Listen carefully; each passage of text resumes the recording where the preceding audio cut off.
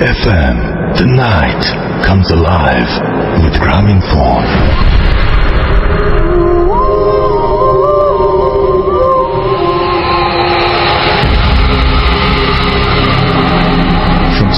সবসময় radio 48.2 FM। আমি রাস্তার আছি, সাথে আমার সাথে রয়েছে মাসুম ভাই এবং আজকের অতিথি আপনাদের সবাইকে স্বাগত জানাচ্ছি ভূত এফএমে এবং আশা করছি যে আপনারা সবাই ভালো আছেন, ভালো ছিলেন এবং ভালোই থাকবেন। আর সবসময় ভূত এফএমের সঙ্গেই থাকবেন। The night comes alive with Grameenphone.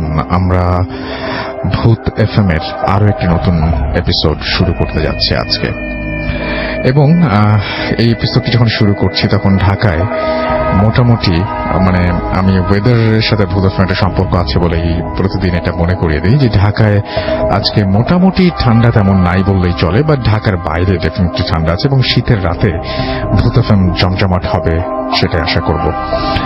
তো আমি শুরুতে জানিয়ে দিই যে কিভাবে আমাদের সাথে যোগাযোগ করতে হবে। তার আগে জানাই যে চলছে ভাষার মাস ফেব্রুয়ারি এবং এই ভাষার মাসে ভাষা শহীদদের ভূত এফএমের পক্ষ থেকে, রেডিও ফুর্তির পক্ষ থেকে বিনম্র শ্রদ্ধা জানাচ্ছে। শ্রদ্ধা ভরে স্মরণ করছি সালাম, বরকত, রফিক, জব্বার সহ আরো অসংখ্য তাজা প্রাণ যারা মায়ের ভাষার জন্য প্রাণ দিয়েছিলেন, যারা একেবারে অকুত ভয় বা যারা একেবারেই সেদিন চিন্তা করেননি যে কি হবে, ভাষার জন্য একদম ভাষার দাবিতে স্বাধিকারের জন্য যারা সশস্ত্র সেই পুলিশের সামনে দাঁড়িয়ে বলেছিলেন যে বাংলা ভাষা হবে রাষ্ট্রভাষা। তো এটা অনেক সাহসের ব্যাপার। তো আমরা আজকে আমরাও ঠিক একইভাবে যেন নিজের জায়গা থেকে একটি হলেও দেশের জন্য ভালো কাজ করি। যাই হোক, আমাদেরকে যদি SMS করতে চান তাহলে SMS করার নিয়মটি হচ্ছে মোবাইলের মেসেজ অপশনে গিয়ে টাইপ করতে হবে ফুর্তি, FORT স্পেস আপনার নাম স্পেস আপনার মেসেজ পাঠিয়ে দিতে হবে 9840 নাম্বার। যদি আমাদের ইমেল করতে চান, আমাদের ইমেল অ্যাড্রেস হচ্ছে bhutfm@radiofurti.fm which is bhtfm@radiofurt.fm। আপনার নাম, ঠিকানা এবং ফোন নাম্বার সহ আপনার জীবনে ঘটে যাওয়া সেরা ঘটনা লিখে পাঠিয়ে দিন আমাদের কাছে। আপনারা অলরেডি জানেন, তারপরে আরো একবার জানিয়ে দিচ্ছি যে আমাদের যে ফেসবুক, আমাদের যে আগামী এপিসোডটি আছে, এপিসোডটিকে ডিফারেন্ট করার চেষ্টা করছি আমরা। ম্যাক্সিমাম সেখানে ইমেইল থাকবে, কিছু অডিও ক্লিপ থাকবে। সো আপনারা চাইলে পাঠাতে পারেন আগামী সপ্তাহ জুড়ে, এবং তারপরে যারা স্টুডিওতে আসতে চান তারাও আপনাদের ইমেইলগুলো পাঠাতে পারেন। আমরা স্টুডিওতে আপনাদের খুব আনতে চাই, আসলে এটা আমাদের সবচেয়ে ফার্স্ট প্রায়োরিটি। আর আমাদের ফেসবুক পেজে আপনি ভিজিট করতে পারেন। আপনারা দেখেছেন যে আমরা রেগুলার সেটা চেক করি এবং যারা আমাকে ইনবক্স করেন তারা নিশ্চয়ই সেটা টের পান। এবং আমাদের ফেসবুকে চলে আসতে হলে যেটা করতে হবে, চলে আসতে হবে www.facebook.com/bhutfm.russell অথবা www.facebook.com/radio.furti। এছাড়াও আপনি আমাদের RJ Russell টুইটারে আপনি ফলো করতে পারেন। তো আমার নামের স্পেলিংটা হচ্ছে RUSSELL। তো এই হচ্ছে সব নিয়ম কানুন বললাম। এখন আমরা ঘটনায় যাব। আমাদের প্রথম যে ঘটনাটিতে আমরা যাব সেটি আমাদের একজন নতুন অতিথি আজকে প্রথমবারের মতো রেডিও ফুর্তিতে এসেছেন এবং তিনি এসেছেন সাভার থেকে। যখন আমরা ঢাকায় অনেককে পাই না, তখন তিনি সাভার থেকে এসেছেন আমাদের ঘটনা শোনাতে। And thank you very much, thanks for coming. And আমরা এখন আপনার ঘটনা শুনতে চাই। সবার আগে আপনার নামটা প্লিজ একটু বলবেন, তারপর আপনার ঘটনায় যাবো আমরা। ধন্যবাদ রাসেল ভাই। আমি সাভার থেকে এসেছি। আমার নাম শামীম হোসেন সোহান। আমি একটা প্রাইভেট কোম্পানি সিম্ফনিতে জব করতেছি। তো আমি Savar zone sales executive officer হিসেবে জব করতেছি সাভারে। ওকে। তো আমার যেটা ঘটনা ভাইয়া, এটা ঘটছিল 2010 সালের পহেলা বৈশাখের কিছুদিন আগে। আচ্ছা, ঠিক আছে, পয়লা বৈশাখের সময়। সেই সময় এটা আমার নানু বাড়িতে ঘটেছে। এটা বাগেরহাট জেলার ফকিরহাট থানার একটা ঘটনা, আটটাকি গ্রামে। বাকিটা আমি আর বললাম না। তো সেই দিন কি ঘটছে আমি সরাসরি ঘটনায় যাই। Thank you. তো সেদিন যে ঘটছে যে গ্রামে কি হয় যে মেলা হয়, বৈশাখী মেলা হওয়ার সময় ওই গ্রামের স্থানীয়রাই ওই মেলায় স্টল দেয়, বিভিন্ন ধরনের বিভিন্ন জিনিস স্টল দেয়। তো আমি যখন নানু বাড়ি যেতাম তো রাত্রেবেলা মানে চলার জন্য, ঠিক আছে, রাত্রেবেলা চলার জন্য আমাকে কি বলে যে হয় পারিবারিক লোক কেউ অথবা আশেপাশের প্রতিবেশীদের মধ্যে কেউ মানে রাত্রেবেলা যাতে আমি ঘুরে টুরে ঠিক মতো বাসায় পৌঁছাতে পারি সেই কারণে আমার সাথে একজন থাকতো। কিন্তু সেই সময়টা হয়েছে কি সবাই ওই মেলায় ব্যস্ত থাকার কারণে সেদিন আর কেউ ছিল না। আচ্ছা। আমি আমাদের থেকে থেকে জাস্ট গ্রামের বাড়িতে গেছি, সবার সাথে একটু বসতে হয়, একটু কথাবার্তা বলে, যে একজনের দোকান আছে এক মামা, তার দোকানে বসে কথাবার্তা বলে আমি বাড়ির পথে। বাড়ি কি অনেক রাত হয়ে গেছে, তো রাত প্রায় 11:30টার মতো, আর গ্রামের রাত তো বুঝিনি রাসেল ভাই কিরকম। তো আমি বাড়ির পথে রয়েছি। তো আমাদের বাড়িতে যাওয়ার কথাটা আমি বলতেছি যে কিভাবে যেতে হয়, যে মেইন রোড থেকে একটা ইটের সলিং পড়বে। আচ্ছা। ইটের সলিং থেকে বাম দিকে গেলে আবার পাকা রাস্তা, কিন্তু দুই পাশে হলো বাগান, ইভেন কি মানে কিছু কিছু দূরে আপনার বাড়ি ঘর আছে। তারপর আমাদের বাড়ির এরিয়া শুরু হয়, আমার আত্মীয় স্বজনের বাড়ি আছে। তো আমি ওই মেইন রোড দিয়ে চলে আসছি। তো তখন সবকিছু নর্মাল, ঠিক আছে, সবকিছু নর্মাল ছিল। ইভেন কি বলে যে আমার কাছে সেই বলতে খুব হবে, আমার কাছে 4 টাকা ছিল, আর গ্রামে একটা চানাচুর পাওয়া যায় খুব মজার, আমি এটা খাই। তো আমি 2 প্যাকেট 2 টাকা দামের চানাচুর, মধুবন চানাচুর, এটা আমি কিনে নিলাম। মানে আমি খেতে খেতে তারপর বাসে যাবার, জ্যোৎস্না রাত ছিল এবং রাস্তাটা দেখা যাচ্ছিল। আচ্ছা। তো ওইখানে আমাদের ওই রাস্তাতে গ্রামের মানুষ সচরাচর বলে থাকে যে ওই রাস্তা দিয়ে মানে 2টা জিনিস, একটা হলো 2টা সাপের যাওয়া আসা আছে ওইখানে রাত্রেবেলা, আর হলো এই যে ভয়টা, আচ্ছা, প্যারানর্মাল ভয়টা। তো আমার কাছে টর্চ ছিল না, ঠিক আছে, আমি চানাচুর খেতে খেতে চাঁদের আলোতে দেখে দেখে দেখে দেখে যাচ্ছি। তো যেতে যেতে ওখানে কোনো মানে 3টা জিনিস পড়ে যে রাস্তায় যেতে, 3 রাস্তার মোড় সহ একটা কালভার্ট পড়ে, 3 রাস্তা, এবং তার কিছু দূর গেলেই আপনার একটা পুরানো ব্রিটিশ আমলের পুকুরে, যেটা আমাদের নানু বাড়ি, আমাদেরই পুকুর পড়ে, এবং তারপরে পুকুরের সাথে একটা আমাদের পারিবারিক কবরস্থান, আমার নানুদের কবরস্থানের অপোজিট সাইডে বিশাল একটা বাঁশ বাগান আছে, যেখান থেকে মানুষ আসলে অ্যাকচুয়ালি ভয় পায়। তো এটা অনেক আগে থেকেই শুনে আসতেছি, ছোটবেলা থেকেই। আচ্ছা। তো আমি ওইভাবে পথ ধরে হেঁটে যাচ্ছি, বাসায় যাচ্ছি। তো যখনই আমি ওই 3 রাস্তার মোড়ের কালভার্টের কাছে আসছি, তখন ওই খুলনার ভাষা তো আর ঢাকার ভাষা তো একরকম হবে না, ডেফিনেটলি না। তো আমাকে ওইখানে ওই রকম রাত্রেবেলায় 12টার দিকে আমাকে রাত্রেবেলায় ঠিক ঢাকার ভাষায় আমাকে একজন মানে পেছন থেকে ডাকতেছে, ওই কই যাস। আমি না দাঁড়াই গেছি। তো এখানে কাজল নামে একটা মামা ছিল প্রতিবেশী, তো উনি সবসময় আমাকে পৌঁছায় দিত। আচ্ছা। তো আমি কতক্ষণ দাঁড়াই, কিন্তু ওনারা তো মেলায় ব্যস্ত, আমি এটা জানি, তার স্টল নিয়ে তাদের ব্যস্ত, তার স্টল করতেছে। তো আমি কতক্ষণ দাঁড়ানোর পর আমি বললাম, কে কাজল মামা? তখন কোনো অ্যান্সার আসতেছে না। তো এরপরে যাচ্ছি, যখন আমি পুকুরের কাছাকাছি, এবং একটা কনস্ট্রাকশনের বাড়ি বানাচ্ছিল একজন, ঠিক আছে, রাস্তার অপোজিট সাইডে, মানে পুকুরের অপোজিট সাইডে। তো পুকুরের কাছে যখন আসছি, তখন সেম আরো ভরা করা যে ওই কই যাস, এটা বললে তখন আমি একটু ভয় পেয়ে দাঁড়ায় যাই। 2 ধরনের ভয় পাই। 2 ধরনের ভয় পাই কি মানে আমার মামারা তো এখানে রাজনীতি করে, তো এই রাজনীতি করার কারণে অনেক শত্রুপক্ষ থাকে। আচ্ছা। তাদের হামলা হইতে পারে। গ্রামে তো জানেনই, আপনার মাথার মধ্যে তখন এই সমস্ত জিনিসগুলা ঘুরতেছে। আর একটা জিনিস ঘুরতেছে, ওই যে ভয়টা, মানে ভয়, মানে 2টা মিলায়, মানে বলবো না কম বেশি, মানে 2টাই আমার কাছে মানে লাগতেছে। তো আমি বেশ অনেকক্ষণ দাঁড়ায় থাকলাম, প্রায় 3-3.5 মিনিট। আচ্ছা। 3.5 মিনিট দাঁড়ায়, চুপচাপ দাঁড়ায় থেকে একটু মানে কয়েক কদম হাঁটলে ওই যে কবরস্থানটা আর ওই বাঁশবাগানের মাঝখানে। এবং আমি একটা জিনিস বলতে ভুলে গেছি, যে আমাদের যে কবরস্থানটা আছে, কবরস্থানের অপোজিটে যে বাঁশবাগানটা, ওইখান থেকে ব্রিজের মতো করে একটা মানে বাঁশ গেছে, যেটা কবরস্থান কিছু। তো আমি যখন কয়েক কদম পার হয়ে যখন আমি আসছি, মানে কবরস্থান মাঝখানে রাস্তা, আমি উপরে বাসটা, আর ওই পাশে হলো বাঁশবাগানটা, ঠিক তখন আমাকে বললো, এই তোরে না বললাম এদিকে আইতে, তুই কই যাস?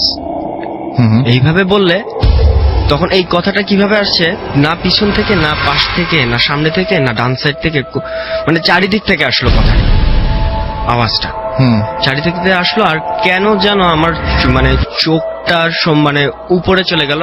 তখনই আমি দেখি কি যে ওই বাঁশের নিচে আমি দাঁড়ানো, প্রায় 12-13 ফিট উপরে বাঁশের নিচে দাঁড়ানো, আর ওই যে হাত এবং পা, হাঁটু আর হাঁটু হাত ধরে যেভাবে মানে কেউ বসে থাকে, বসে থাকে একদম মানে বডি মিলায়, তো ওই আর ফেসটা একেবারে সমান।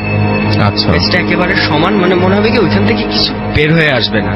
কিন্তু আমি যেটা দেখলাম, আমি তাকানোর পর যে মানে দেখলাম কি যে লাল, মানে কোনো চোখের মনি নাই, কোনো কিচ্ছু নাই, জাস্ট লাল একটা রক্ত, মানে ব্লাড, জাস্ট ব্লাড, ব্লাডের চোখ, এবং জিহ্বাটা একদম মানে জিহ্বাটা বের হয়ে আসলো এবং টপ টপ করে রক্ত পড়তেছে। আমার গায়ে না, আমার মানে কোথায় পড়তেছে সেটা আমি খেয়াল করিনি, কিন্তু টপ টপ করে রক্ত পড়তেছে। রক্ত পড়া থাকলে সেটা দেখে মানে আসলে আমি লাইফ ফার্স্ট টাইম এরকম জিনিস দেখলাম। তো মানে ওই সময় আমি হামাগুড়ি দিয়ে আসছিল মনে হয়, হামাগুড়ি দিয়ে না, এইভাবে বসে আছে, জাস্ট মানে হাত দুটো বাঁকা করে এইভাবে বসে আছে, মানে মনে হচ্ছে কি আমার দিকে মানে আমার দিকে তাকানো সমানটা। আর ওইখান আমি যখন তাকালাম তখন ওই কালো, মানে ওই কালো থেকে মানে চোখ দুইটা লাল হয়ে গেল, আর এই জিহ্বাটা বের হয়ে আসলো। তখন আমি মানে আমি জানি না, আমি মানে ওই সময় মানে মানে সেন্সটা কিরকম ছিল আমার, আমি এটা বলতে পারবো না। জাস্ট এইটুক মনে আছে, আমি এইটুক বলছিলাম যে তুই থাক আমি গেলাম, এটা বলে আমি দৌড় দিছি। দৌড় দেওয়ার পর আমাদের মানে ওই কেয়ারটেকার ছিল, আমাদের বাড়িতে দেখাশোনা করতো উনি, আমরা না থাকলে। তো ওই আমি যখনই দৌড়ায় উঠানে ঢুকছি, তখন আমি কেয়ারটেকার দেখে একটা চিৎকার করে মানে সেন্সলেস হয়ে যায়, ন্যাচারালি সেন্সলেস হয়ে যায়। এবং পরের দিন ঘুম থেকে সকালে যখন উঠি তখন দেখি আমার গায়ে অনেক জ্বর, অনেক জ্বর ছিল। জ্বর থাকার পর এবং সবার সাথে শেয়ার করলাম বিষয়টা, মানে এই কি হয়েছে, এই ঘটনা হয়েছে, এরকম আমি দেখে ভয় পাইছি। তো সবাই বললো যে হ্যাঁ কিছুদিন ধরে আবারও ভয় পাচ্ছে, মানে আগে ভয় পাইতো, কিছুদিন ধরে আবারও ভয় পাচ্ছে। এই গেল সিনেমাটা, সবই নর্মাল। তো তার ঠিক কিছুদিন পর আমি রাত্রেবেলা ওই জানলার পাশে বসে গায়ে হেডফোনে গান শুনতে। ওইখানেই? না ওইখানে না, আমার বাসায়। না ওইখানে। আচ্ছা, ওইখানে, সেটাই বলছি। হ্যাঁ, গ্রামেতেই, নানু বাড়িতেই আমি জাস্ট ওই কি বলে যে গান শুনতেছি। তো এটার ঘটনা হলো ছোটবেলায় যখন আমি যে বলছিলাম যে আমি ঢাকায় ছিলাম, তো ওই হাজারীবাগে, তো এখানে আমার এক দাদি ছিল, উনি মারা গেছে 2002 সালে, আর এই ঘটনাটা বলছি আমি 2010 সালের। তো কেন এটা রিলেটেড আমি এটা বলতে পারবো না, ঠিক আছে। তো আমি বসে গান শুনতেছি, তো আমাদের বাড়ির মানে জানলা দিয়ে উঠানের পরে একটা রাস্তা গেছে, এটা খালের দিক চলে যায়, বাগান দিয়ে খালের দিক চলে যায়।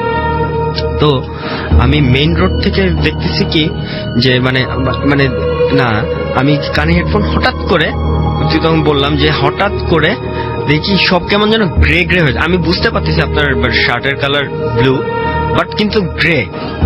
আমি দেখতে পাচ্ছি মানে পাতার কালার গ্রিন, বাট গ্রে মনে হইতেছে, গ্রে। ঠিক সেই মুহূর্তে দেখি উনি একটা লাঠি ভর করে হাঁটতো, একটা লাঠি, বড় লাঠি। দেখি কি স্পষ্ট তাকে বোঝা যাচ্ছে, অন্ধকার, তারপরও তাকে বোঝা যাচ্ছে সেই দাদি যে কখনোই ওই মানে বাগেরহাট খুলনা কোথাও যায়নি, সে হাজারীবাগের জন্য হাজারীবাগেই মৃত্যু।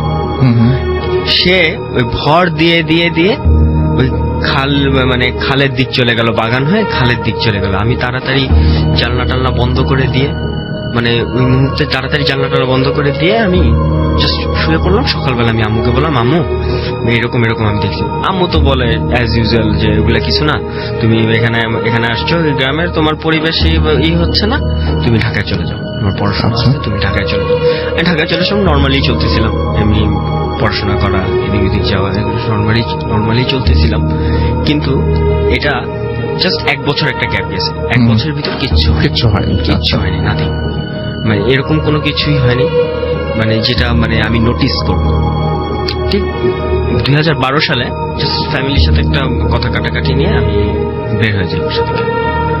বের হয়ে যাওয়ার পর আমি আর কি বলে যে আমি আমার এক বড় ভাইয়ের বাসায় যে থাকি, তাদের বাসাটা অনেক পুরানো, অনেক পুরানো, এই মানে এটা হাজারীবাগে, অনেক পুরানো, পাবেল ভাই। তো পাভেল ভাইয়ের বাসায় যে থাকি, তো অনেক কাছে শুনি পাভেল ভাই আবার একটু মানে চিকির করতো, অনেক কিছু চিকির করতো। তো পাভেল ভাইয়ের মুখে শুনতাম, আরো কয়েকজনের মুখে শুনতাম যে তাদের বাসায় অনেক পুরানো কিছু গাছ গাছালি আছে, মানে গাছের বাড়ি বলতো। তো গাছের বাড়ি আছে, তো ওই কি বলে যে ওখানে অনেক কিছু অনেকে দেখে। আন্টি বলে মানে তার মা, আমার পাভেল ভাইয়ের মা, উনি দেখছে, বাপের বড় ভাবি দেখছে। তো যেটা আমি দেখছি যে একদিন দেখি কি যে ওই মশারি টাঙায় ঘুমায় আছি, পুরানো বাড়ি যেহেতু মশারির উপরটা একটু বেশি, গাছপালা আছে, তো ঘুমায় আছি, তো মশারি টাঙানো। তো দেখলাম মানে হঠাৎ করে মানে ঘুম ভাঙছে। ঘুম ভাঙার পর আমি দেখি কি যে খাটো, পেটটা অনেক বড়, মানে মানে বলবো কি একদম খাটো কিন্তু পেটটা অনেক বড়, মাথাটাও মানে মাথাটা পেটের থেকে আরো বড়, এরকম। মানে যে আন্টি আছে, আন্টির রুমে ঘুরতেছে। আচ্ছা, আমি এখান থেকে পুরানো বাড়ি তো মানে উকি দিলেই দেখা যাচ্ছে এরকম ঘুরতেছে। তখন আমি পাভেল ভাইয়ের মানে পাভেল ভাই দেখেন ওইটা কি, পাভেল তো ঘুম, পাভেল ভাই দেখেন ওইটা কি। তো পাভেল ভাই না হাসতেছে, হাসতে হাসতে বলতেছে কি যে এরকম কিছু না, আমাদের বাসায় থাকলে এরকম অনেক কিছুই দেখা যায়। তখন আমি যে পুরনো এগুলো তাকে বলি নাই, শেয়ার করলাম, হইতে পারে অনেক কিছু, কিন্তু আমাদের বাসায় থাকলে এরকম অনেক কিছুই দেখা যায়, এটা পুরানো আমলের বাড়ি, ঠিক আছে, আমাদের বাসায় এরকম অনেক কিছুই ঘটনা ঘটে, এরকম দেখা যায়। তা গেল ওইখানে ওই রকম এভাবে চলে গেল, ওইখানে থাকলাম। এরপর আর কিছু দেখলাম না। আরেকদিন যেটা হয়, আমি ওখান থেকে চলে আসলাম, একটা ম্যাচ ভাড়া করে চলে আসলাম। ম্যাচ ভাড়া করে চলে আসার পর ওই কি বলে যে ম্যাচে তা আমরা 3 জন ছিলাম, ম্যাচে আমরা 3 জন ছিলাম। তো 3 জনের মধ্যে একজনের নাম ছিল সুমন। তো সে আমাদের রান্না বান্নার বিষয়টা দেখতো, আমরা কেউ রান্না করতে পারতাম না, সে আমাদের রান্না বান্নার বিষয়টা দেখতো।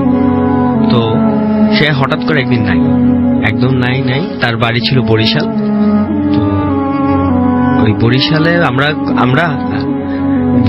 আমরা এই কন্ট্যাক্ট করলাম যে আচ্ছা হঠাৎ করে সুমন বাজারে গেছে, কেন নাই, মানে বেশ কয়েকদিন পর, 4-5 দিন পর। তখন আমরা বললাম যে সুমন তো 2 বছর আগে মারাই গেছে। আচ্ছা, আমরা আপনার ঘটনা বাকিগুলো আরো শুনবো। একটা মানে এখনো নিশ্চয়ই অনেক প্রবলেম হচ্ছে, and thank you very much আপনার স্টোরিগুলো। এবং সেটা যদি আপনার সেই রাতের কথা যদি মনে করা যায়, আপনি যে ভিজুয়ালের কথা বললেন, যে ভদ্রলোকের কথা বললেন, বা ভদ্রলোক বা অশরী যে যাই বলি না কেন, যার কথা বললেন, তার কথা যদি কেউ কল্পনা করেন, তাহলে একটা অদ্ভুত শীর্ষের একটা অনুভূতি যে কারোরই হবে। আবার ঠিক একই সাথে আপনি যে ঘটনাটা বললেন যে পরবর্তীতে আপনি একজন লোককে দেখেছেন যে লোকটির পেটটা অনেক বড়, মাথাটা আরো বড়, সেটাও যদি কেউ কল্পনা করেন তাহলে সেটাতেও ভয় পেতে হবে। আমি এখন একটা ঘটনা আপনাদের শোনাতে চাই, যে ঘটনাটি আমাদের একজন পাঠিয়েছিলেন, তিনি আজকে আসতে পারেননি। তো আমরা খুব চেয়েছিলাম যে তিনি আসেন, কিন্তু তার চাকরির কারণেই তিনি এখানে উপস্থিত হতে পারেনি, জানিয়ে দিয়েছেন। তো আমরা তার ঘটনাটা একটু পড়ে শোনাতে চাই। তো উনি যেভাবে লিখছেন আমি সেভাবে পড়ছি। রাসেল ভাই, আসসালামু আলাইকুম।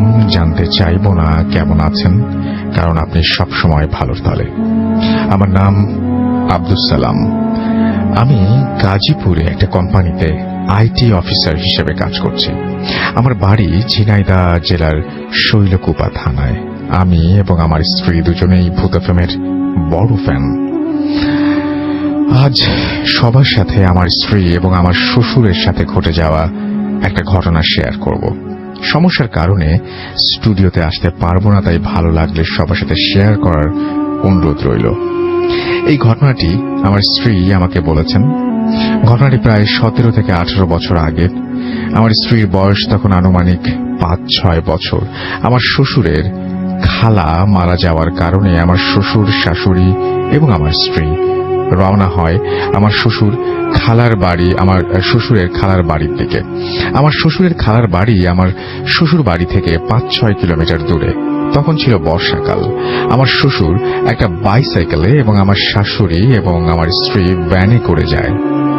সেখানে পৌঁছানোর পরে গোসল, জানাজা নামাজ পড়াতে আসরের আজান পড়ে যায়। তারপর কবরস্থানে নেওয়া হয় লাশটিকে। একটু কবরস্থানের বর্ণনা দেই। কবরস্থানটি ছিল অনেক পুরাতন। কবরস্থানের আশেপাশে কোনো বাড়িঘর ছিল না। কবরস্থানটির কোনো দেয়াল বা সীমানা বা কোনো গেট ছিল না, কারণ কবর কোনটা ঠিক মতো কার কবর কোনটা সেটাও ঠিক মতো বোঝা যেত না। গ্রামের একটা কর্নারে কবরস্থানটি ছিল। বর্ষাকাল হওয়ার কারণে কবরস্থানটিতে হালকা পানি উঠে যায়। কবর খোঁড়ার সময় অনেক কষ্টে কবর খোঁড়া হয়, কারণ পানি উঠে যাচ্ছিল বারবার। লাশটি কবরস্থানে নেয়ার সময় আমার স্ত্রী, কবরস্থানে বর্ষাকাল হওয়ায় কবরস্থানটিতে হালকা পানি উঠে যায়। কবর খোঁড়ার সময় অনেক কষ্ট হচ্ছিল এবং কবর খোঁড়া হয় অনেক কষ্টে কবর খোঁড়া হয়, কারণ পানি উঠে যাচ্ছিল।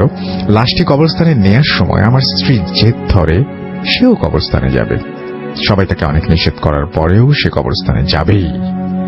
পরে কান্নাকাটি শুরু করলে আমার শ্বশুরের এক খালাতো বলে ঠিক আছে, এক খালা বলে ঠিক আছে, ও তো ছোট বাচ্চা, নিয়ে চলো, আমার কাছে থাকবে, যেটা আমার খালাতো ভাই হবে, আমার কাছে থাকবে, কোনো সমস্যা হবে না। পরে লাশটিকে কবরস্থানে নেওয়া হয়। আমার শ্বশুর আমার স্ত্রীকে বলে, বাবা তুমি তোমার আঙ্কেলের সাথে এক জায়গায় দাঁড়িয়ে থাকবা, কোথাও যেও না। যেখানে কবর দেয়া হবে তার থেকে একটু দূরে সবাই যেখানে দাঁড়িয়ে আছে সেই জায়গায় আমার স্ত্রীকে রেখে দেয়া হয় এবং শ্বশুর কবর দেওয়ার জায়গায় চলে যায়। একটু পরে আমার স্ত্রী সেই আঙ্কেলকে বলে যে বাবা তুমি একটু দাঁড়াও, আমি আসছি, বলে সেও কবর দেওয়ার জায়গায় চলে যায়। আমার স্ত্রী ছোটবেলায় একটু বেশি দুষ্টু ছিল এবং এখন সে দেখবে যে কিভাবে কবর দেয়া হয়। সে লোকজনের ভেতর থেকে বের হয়ে যায় এবং কবর দেওয়ার জায়গায় অন্য পাশ দিয়ে যেই উকি দিয়ে দেখতে যাবে, এমন সময় পুরাতন একটি কবর ভেঙে আমার স্ত্রী কবরের ভেতরে পড়ে যায়। কারণ মাটি ভেজা থাকার কারণে এমনটি হয়। কবরের ভেতর পড়ে গিয়ে আমার স্ত্রী চেঁচানো শুরু করে দেয়। পরে সবাই গিয়ে আমার স্ত্রীকে হাত ধরে তুলে সাথে সাথে বাসায় নিয়ে যায়। বাসায় নিয়ে যাওয়ার পরে সবাই আমার স্ত্রী এবং আমার আঙ্কেলকে রাগ করতে থাকে, সবাই কেন ওকে ছেড়ে গেল। পরে আমার স্ত্রীর হাত পা ভালো করে ধোয়ানো হয়, কারণ সারা গায়ে কাদা লেগেছে। লাশটি দাফন শেষ হতে হতে মাগরিবের আজান পড়ে যায়। আমার শ্বশুর আমার শাশুড়িকে বলে, এখন তো রাত হয়ে গেছে, তোমরা এখানে থাকো, কাল সকালে চলে এসো, আমি একাই চলে যাচ্ছি, কারণ বাসায় গরু ছাগল রয়েছে। আমার শাশুড়ি বলে, ঠিক আছে তুমি চলে যাও, আমরা কাল সকালে যাব। এবার আমার স্ত্রী জেদ ধরে সে বাবার সাথে বাড়ি চলে আসবে। সবাই বলে, বাবা এখন এত রাত হয়ে গেছে, তুমি এখন থাকো, কাল সকালে তোমার মার সাথে যেও। আমার স্ত্রী কোনো কথাই শুনবে না, সে তার বাবার সাথে বাড়ি আসবে। পরে আমার শ্বশুর বলে, ঠিক আছে আমার সাথে যাক, 4-5 কিলোমিটারের বেশি সময় লাগবে না। পরে আমার শ্বশুর এবং আমার স্ত্রী বাইসাইকেলে করে বাড়ির দিকে রওনা হয় এবং আমার স্ত্রী সাইকেলের পেছন দিকে বসা ছিল। গ্রামের কাঁচা রাস্তা আর মাঝে মাঝে হালকা কাদা আছে, কারণ তখন বর্ষাকাল ছিল। গ্রাম শেষ হলে পরে রাস্তার প্রায় 1 কিলোমিটার ফসলের জমির মাঝ দিয়ে গেছে এবং কোনো বাড়িঘর নেই। গ্রামের শেষের দিকে একটা মেহগনি গাছের বাগান ছিল, তার পাশ দিয়ে রাস্তাটা গেছে। রাত হয়ে যাওয়ায় রাস্তায় লোকজন ছিল না। আমার শ্বশুর আস্তে আস্তে সাইকেল চালাচ্ছে যেন মেহগনির বাগানের কাছে আসে এবং হঠাৎ সাইকেলের চেইন পড়ে গেল। মেহগনি বাগানের কাছে আসে সেই মুহূর্তেই সাইকেলের চেন পড়ে গেল। আমার শ্বশুর সাইকেল থামিয়ে চেনটা ঠিক করলো, চালাচ্ছে যেই মেহগনির বাগানের কাছে আসে তখনই সাইকেলের চেন পড়ে গেল। আমার শ্বশুর সাইকেল থামিয়ে চেন ঠিক করলো। যখন চেন ঠিক করে তখন আমার স্ত্রী সাইকেলের ওপরেই বসা ছিল। আমার শ্বশুর খেয়াল করলো তার পাশ দিয়ে একটা কালো বেড়াল দ্রুত চলে গেল। আমার শ্বশুর চেইন ঠিক করে আবার সাইকেল চালানো শুরু করলো এবং খেয়াল করলো হঠাৎ খুব জোরে বাতাস বইতে শুরু করলো। হঠাৎ করে এত বাতাস, আমার শ্বশুর এবার একটু ভয় পেয়ে যায়। আমার শ্বশুর খুব সাহসী ছিল, সে ওইভাবেই সামনের দিকে এগুতে থাকে। একটু পরে আবারও সাইকেলের চেন পড়ে যায়। সে আবারও সাইকেলের চেন ঠিক করে এবং আমার স্ত্রী তখন সাইকেলে বসা ছিল। আমার শ্বশুর আবারও দেখতে পেল তার পাশ দিয়ে সেই কালো বিড়ালটি আবারও দ্রুত চলে গেল। আমার শ্বশুর চিন্তা করলো, কি ব্যাপার, এমনটা হচ্ছে কেন? আমার শ্বশুর আবার যেই সাইকেলে উঠতে যাবে তখন মেহগনির বাগানের দিকে তাকিয়ে যা দেখতে পেল তা দেখার জন্য আমার শ্বশুর তা দেখে আমার শ্বশুর খুবই ভয় পেয়ে যায়। সে দেখল মেহগনি গাছের ডালের উপরে সাদা কাফনের কাপড় পরে একজন লোক বসে আছে, যার দেহ আছে কিন্তু মাথা নেই। এটা দেখে আমার শ্বশুর খুব ভয় পেয়ে যায় এবং আমার স্ত্রীকে সাইকেলের পেছন দিক থেকে সামনে নিয়ে আসে এবং কোলের ভেতরে শক্ত করে ধরে সাইকেল না চালিয়ে ঠেলা শুরু করে যায়। কারণ তখন সে কি করবে ঠিক বুঝে উঠতে পারছিল না। সাইকেল ওভাবে ঠেলতে ঠেলতে মেহগনি বাগান ছেড়ে চলে আসে। কিছু দূর যাওয়ার পরে আমার শ্বশুর আমার স্ত্রীকে বলে, বাবা তুমি এখন চোখ বন্ধ করে থাকো, আমি না বলা পর্যন্ত চোখ খুলবা না। তো আমার স্ত্রী কথা মতো চোখ বন্ধ করে। আমার শ্বশুর দেখতে পায় যে রাস্তার মাঝখানে বিশাল আকৃতির একটা সাদা কাফন পরানো লাশ পড়ে আছে। আমার শ্বশুর এটা দেখে সে আরো ঘাবড়ে যায়, ভাবতে থাকে এবার সে কি করবে।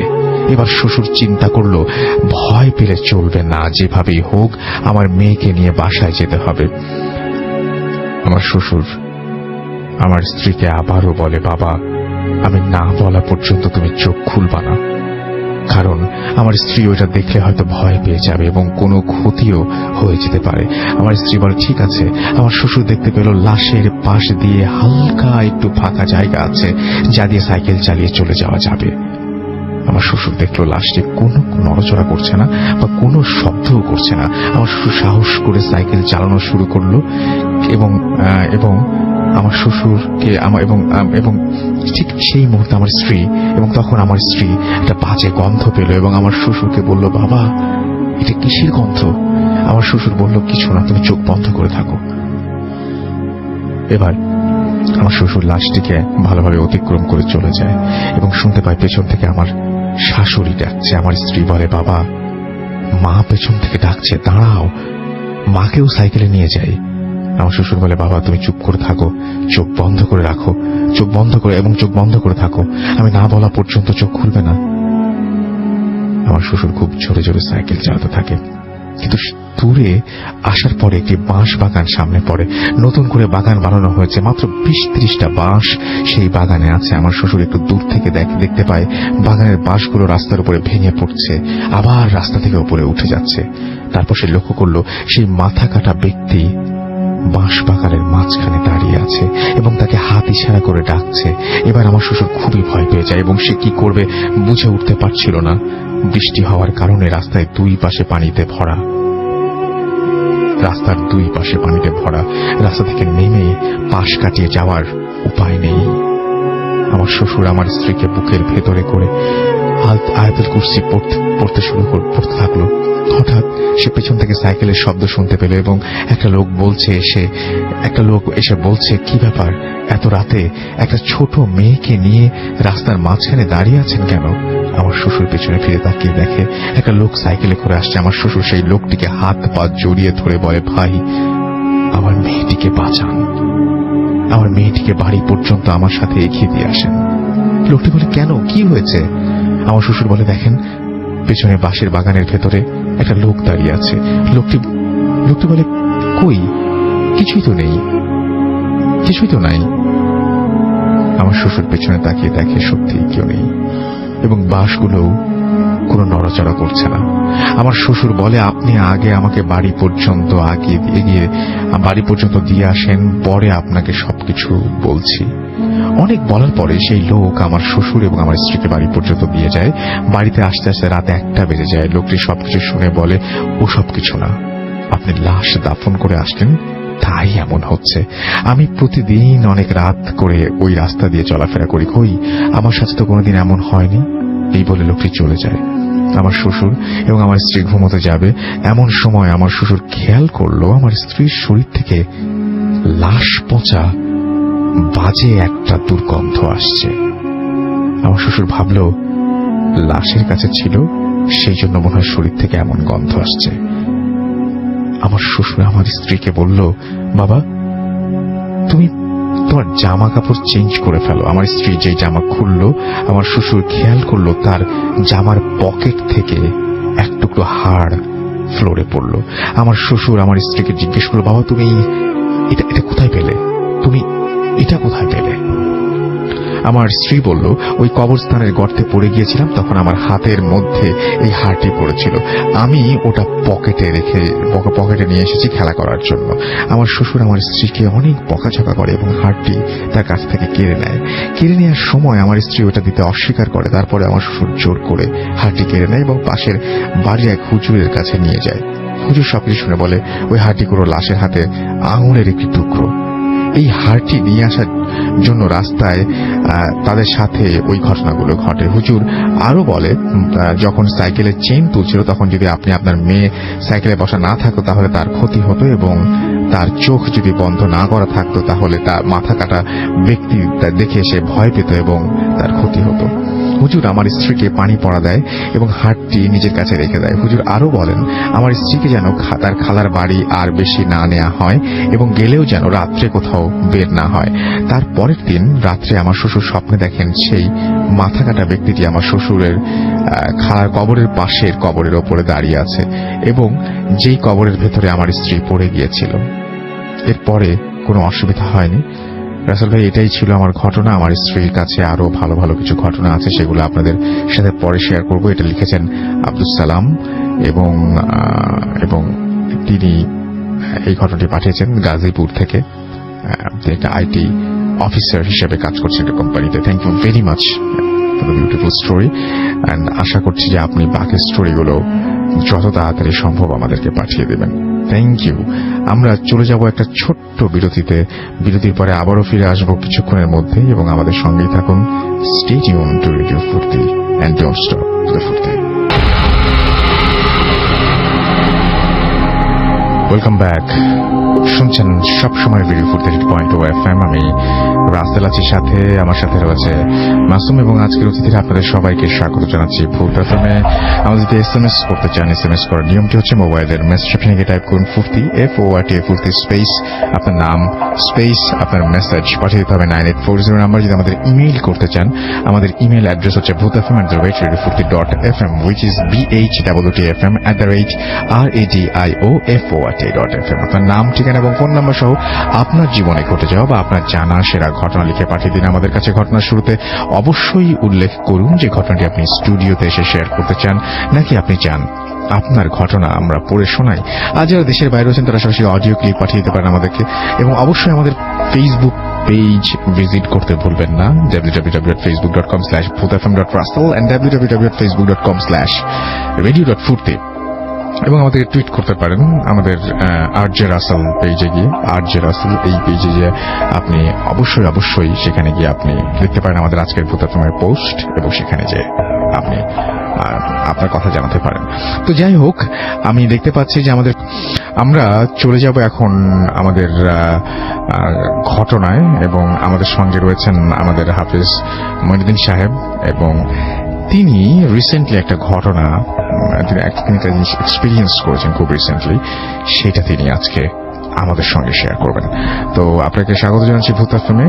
শুনি আপনি রিসেন্টলি কি এক্সপিরিয়েন্স করেছেন। আসসালামু আলাইকুম। আমি কিছুদিন আগে, বেশ কয়েকদিন আগে, আজিমপুর কবরস্থানে এশার নামাজ পড়ে খুব ভেতর নির্জন স্থানে বসে তাসবিহ পড়তেছিলাম এবং মন থেকে বলতেছিলাম, জিন হোক অথবা কোন আল্লাহ তাআলার নেক বান্দা, সৎ বান্দা হোক, আমাকে যদি এসে কেউ একটা আমল বলে দিত যে ভালো উদ্দেশ্য হাসিল হওয়ার জন্য কোন আমলটা প্রয়োজন পড়ে, সেটা যদি আমি জানতে পারতাম আমার জন্য খুব ভালো হতো। আপনি কি মাঝে মাঝে কবরস্থানে যান এবং দোয়া করেন সবার জন্য? আমার সময় বেশি কাটে আজিমপুর কবরস্থানে। আচ্ছা। আমি আজিমপুর কবরস্থানে সে রাত্রিতে চোখ বন্ধ করে তাসবিহ পড়তেছিলাম।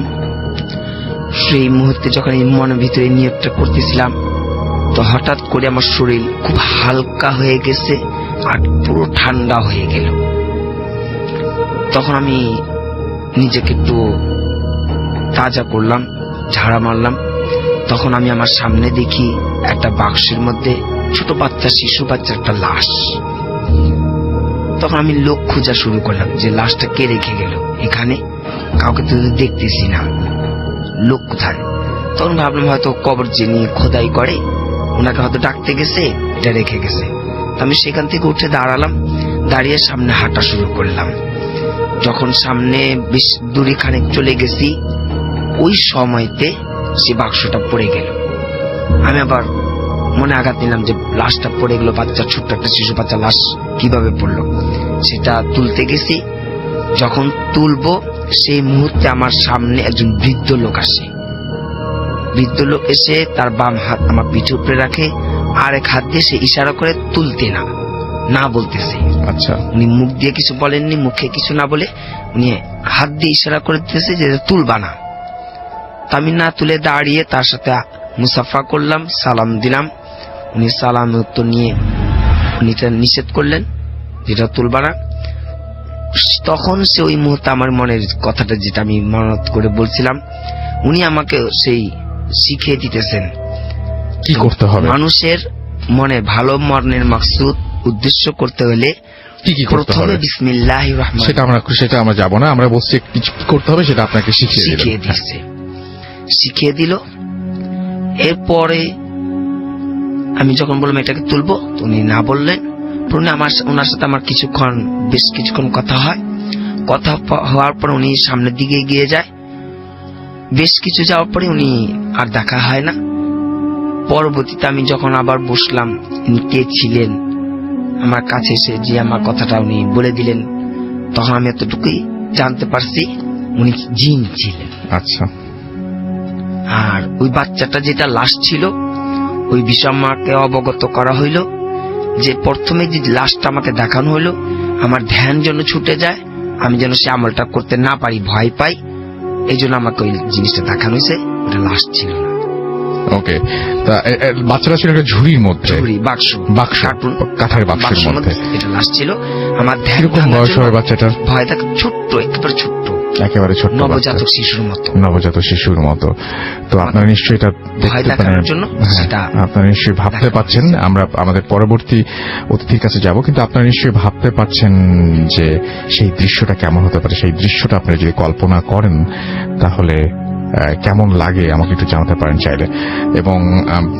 এবং আপনারা যেটা করবেন সেটা হচ্ছে আমাকে অবশ্যই SMS করে হোক আর এখানে ফেসবুকে হোক আপনারা জানাবেন। ভূত FM আমাদেরকে লিখেছেন, দেখতে পাচ্ছি জয় আহমেদ ভাই, আমি আছি, থ্যাংক ইউ ভেরি মাচ আমাদের সঙ্গে থাকার জন্য। তাসনিম আহমেদ লিখেছেন যে মাগুরা থেকে তাসনিম, ইমরান এবং আনুষ্কা সাথে আছেন। এবং আমাদের ভূত FM করার সঙ্গে সঙ্গে আমি সবসময় মনে হয় যে আমি ইদানিং বেশ কয়েকটা উইক ধরে আমার মনে হচ্ছে, এটা শুনলে অনেকে হাসতে পারেন, বাট দিস ইজ ট্রু, মানে এটা আমার একদম আমি ফিল করি, আই ক্যান ফিল ইট, যে আমার মনে হয় যে আমার স্টুডিওর জাস্ট পাশেই কেউ একজন দাঁড়িয়ে আছেন। এবং আমার কয়েকদিন ধরে এটা খুব ফিল করি আমি, যে আমি জাস্ট মনে হয় যে তাকালে কিছু দেখা যায় না, বাট আমি ফিল করি, এরকম একটা ফিলিং হয় আমার যে someone is listening to me, এবং সে দাঁড়িয়ে আছেন ঠিক আমার দরজার জাস্ট ওই পাশে। যাই হোক, আমাদের সঙ্গে আমরা প্রথম অতিথির কাছে যাচ্ছি। আপনি বলছেন রিসেন্ট একটা ঘটনা আপনার সাথে ঘটেছে মনে হয় না, সেই ঘটনাটা আমরা একটু শুনে ফেলি। থ্যাংক ইউ রাসেল ভাই, ইটস সোহান এগেইন। রিসেন্ট যে ঘটনাটা, এটা কিছুদিন আগে আমার বাসাটা হলো জাস্ট এলাকার নামটা বলি, যে আমিন বাজারের পর বলিয়াপুর নামে একটা জায়গা আছে, যেটা ঢাকা এবং সাভারের মাঝখানে পড়ে, আর একটু গ্রাম্য এরিয়া, এলাকাটা একটু গ্রাম্য এরিয়া বাট আধুনিক। আচ্ছা, ওকে। তো ওইখান থেকে আশেপাশে গ্রাম্য পরিবেশ যেহেতু, তো রাত্রেবেলা সেদিন আমি সরাসরি ঘটনায় আসি। তো রাত্রেবেলা ঘুমাই তো পড়ছি, অনেক কিছুর অফিসের টেনশন আছে, অনেক কিছু স্ট্রেস আছে, তো এগুলা নিয়ে টেনশনে ঘুমায় পড়ছি। তো আমার ওয়াইফও ঘুম, আমিও ঘুম, কিন্তু হঠাৎ করে আমার ঘুমটা না ভেঙে গেল, কিন্তু চোখ খুলে নেই। ঘুমটা মনে হচ্ছে কি আমার ঘুমটা ভেঙে গেছে, আমি ঘুমের মতো মনে করছি ঘুমটা ভেঙে গেছে, কিন্তু চোখ খুলে নাই, কিন্তু মনে হচ্ছে কি কেউ যেন আমাকে দেখতেছে, কেউ যেন আমাকে দেখতেছে। মনে হচ্ছে এরকম হইতে পারে যে আমার ওয়াইফ উঠে আমি দেখতেছে, অথবা জ্বর আসছে কিনা, যদি উঠি ওটা ওইরকম হইল। জাস্ট আমি চোখটা খুললাম, খালি দেখলাম যে হোয়াইট দেখে, ব্ল্যাক দেখে, এরকম সেই বডি দেখে, শেপ দেখে। আমি দেখলাম একদম টোটালি পার্পল কালারের আলখাল্লা পড়া একটা শেপ। জাস্ট আমি চোখটা খুললাম এবং 2-3 সেকেন্ডের মধ্যে শেপটা চলে গেল। Purple shade. পার্পল, একদম পার্পল কালার। আচ্ছা মানে পার্পল কালার মনে হচ্ছে কি ধোয়া, আচ্ছা আচ্ছা আচ্ছা। মানুষের ধোয়া আলখাল্লা পড়া, ঠিক আছে। তো পা বোঝা যাচ্ছে না, মাথা বোঝা যাচ্ছে না, মানে এগুলো আসলে ইন্ডিভিজুয়ালি বলা যাবে না যে বোঝা যাচ্ছে কি বোঝা, কিন্তু মনে হচ্ছে যে ধোয়া ধোয়া একটা ব্যাপার, ধোয়া ধোয়া একটা ব্যাপার। জাস্ট চলে গেল। আচ্ছা। কিছুদিন আগে তো শীত ছিল, কিছুদিন আগে শীত ছিল, শীতের ভিতর আমার ওয়াইফ, তখন আমি উঠে বসছি তো বলতেছে যে মানে ঘুমে ঘুমে বলতেছে যে তুমি উঠছো কেন, অসুস্থ নাকি? মানে আমার খুব গরম লাগতেছে। পরে দেখি কি আমারও খুব গরম লাগতেছে, আমার মাথাটাতে ঘেমে গেছে, খুব গরম লাগতেছে। তো আচ্ছা ঠিক আছে, আমি ফ্যান ছেড়ে দিচ্ছি, তারপর ঘুম কি তুমি শুয়ে পড়ো, বলি কি না আমি কিছুক্ষণ পরে শুবো, আমি কিছু কাজ করতেছি, আমি কিছুক্ষণ পরে শুবো, তুমি ঘুমাবো। এই যে ফ্যান ছেড়ে শুয়ে পড়লাম। এই ঘটনা এখানেই শেষ। আসলে কিছু কোশ্চেন আছে আমার, আমি এই কোশ্চেন গুলা কখনো কারো কাছ থেকে মানে আমার মনের মতো অ্যান্সার পাইনি। যেমন মনে করেন যে মসজিদের কোনো মাওলানা সাহেব, কোনো মুরব্বী, তো মানে আমি শুনছি যে যারাই মানে নাম ভালো দিকে চলে, নামাজ কালাম পড়ে, ঠিক আছে, চুপচাপ থাকে, একটু অন্য প্যাটার্নের হয়, ঠিক আছে, তাদের কাছে এই আধ্যাত্মিক অথবা প্যারানর্মাল সাইডটা তাদের কাছে কন্ট্যাক্ট করার অথবা যেভাবেই হোক দেখার চেষ্টা করে, দেখানোর চেষ্টা করে।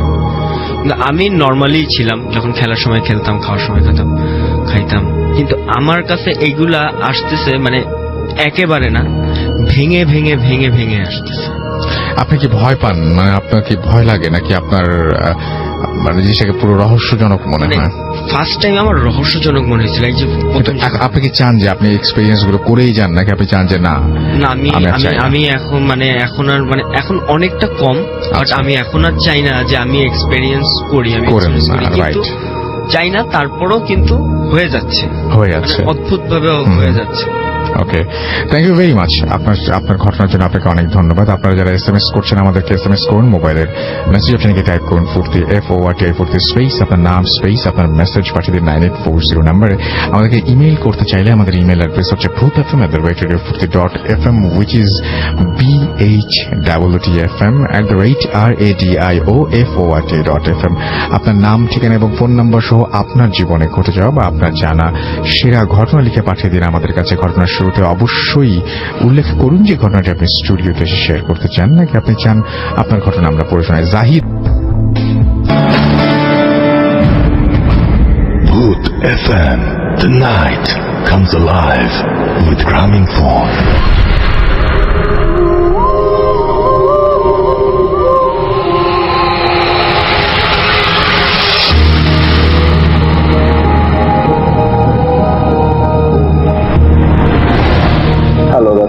আমি সোহান, আমি কাউরান বাজারে থাকি, আমি একটা প্রাইভেট কোম্পানিতে জব করি, আমার দেশের বাড়ি বগুড়াতে। আমি এখন অডিয়েন্সকে যে ঘটনা শেয়ার করতে যাচ্ছি, এটা আমার দেশের বাড়ি বগুড়াতে ঘটা একটা ঘটনা। তো এটা 2012 সালের শীতকালের একটা ঘটনা।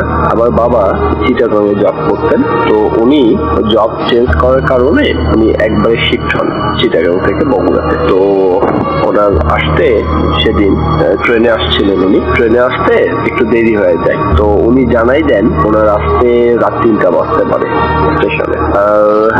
তার কাছে তার সাথে অনেক জিনিসপত্র ছিল, এই জন্যই আমরা মানে আম্মু আমাকে বলে যে তোর বাবা যখন আসবে ওনাকে একটু নিতে যাস, জিনিসপত্র গুলো আছে, হেল্প হবে আর কি।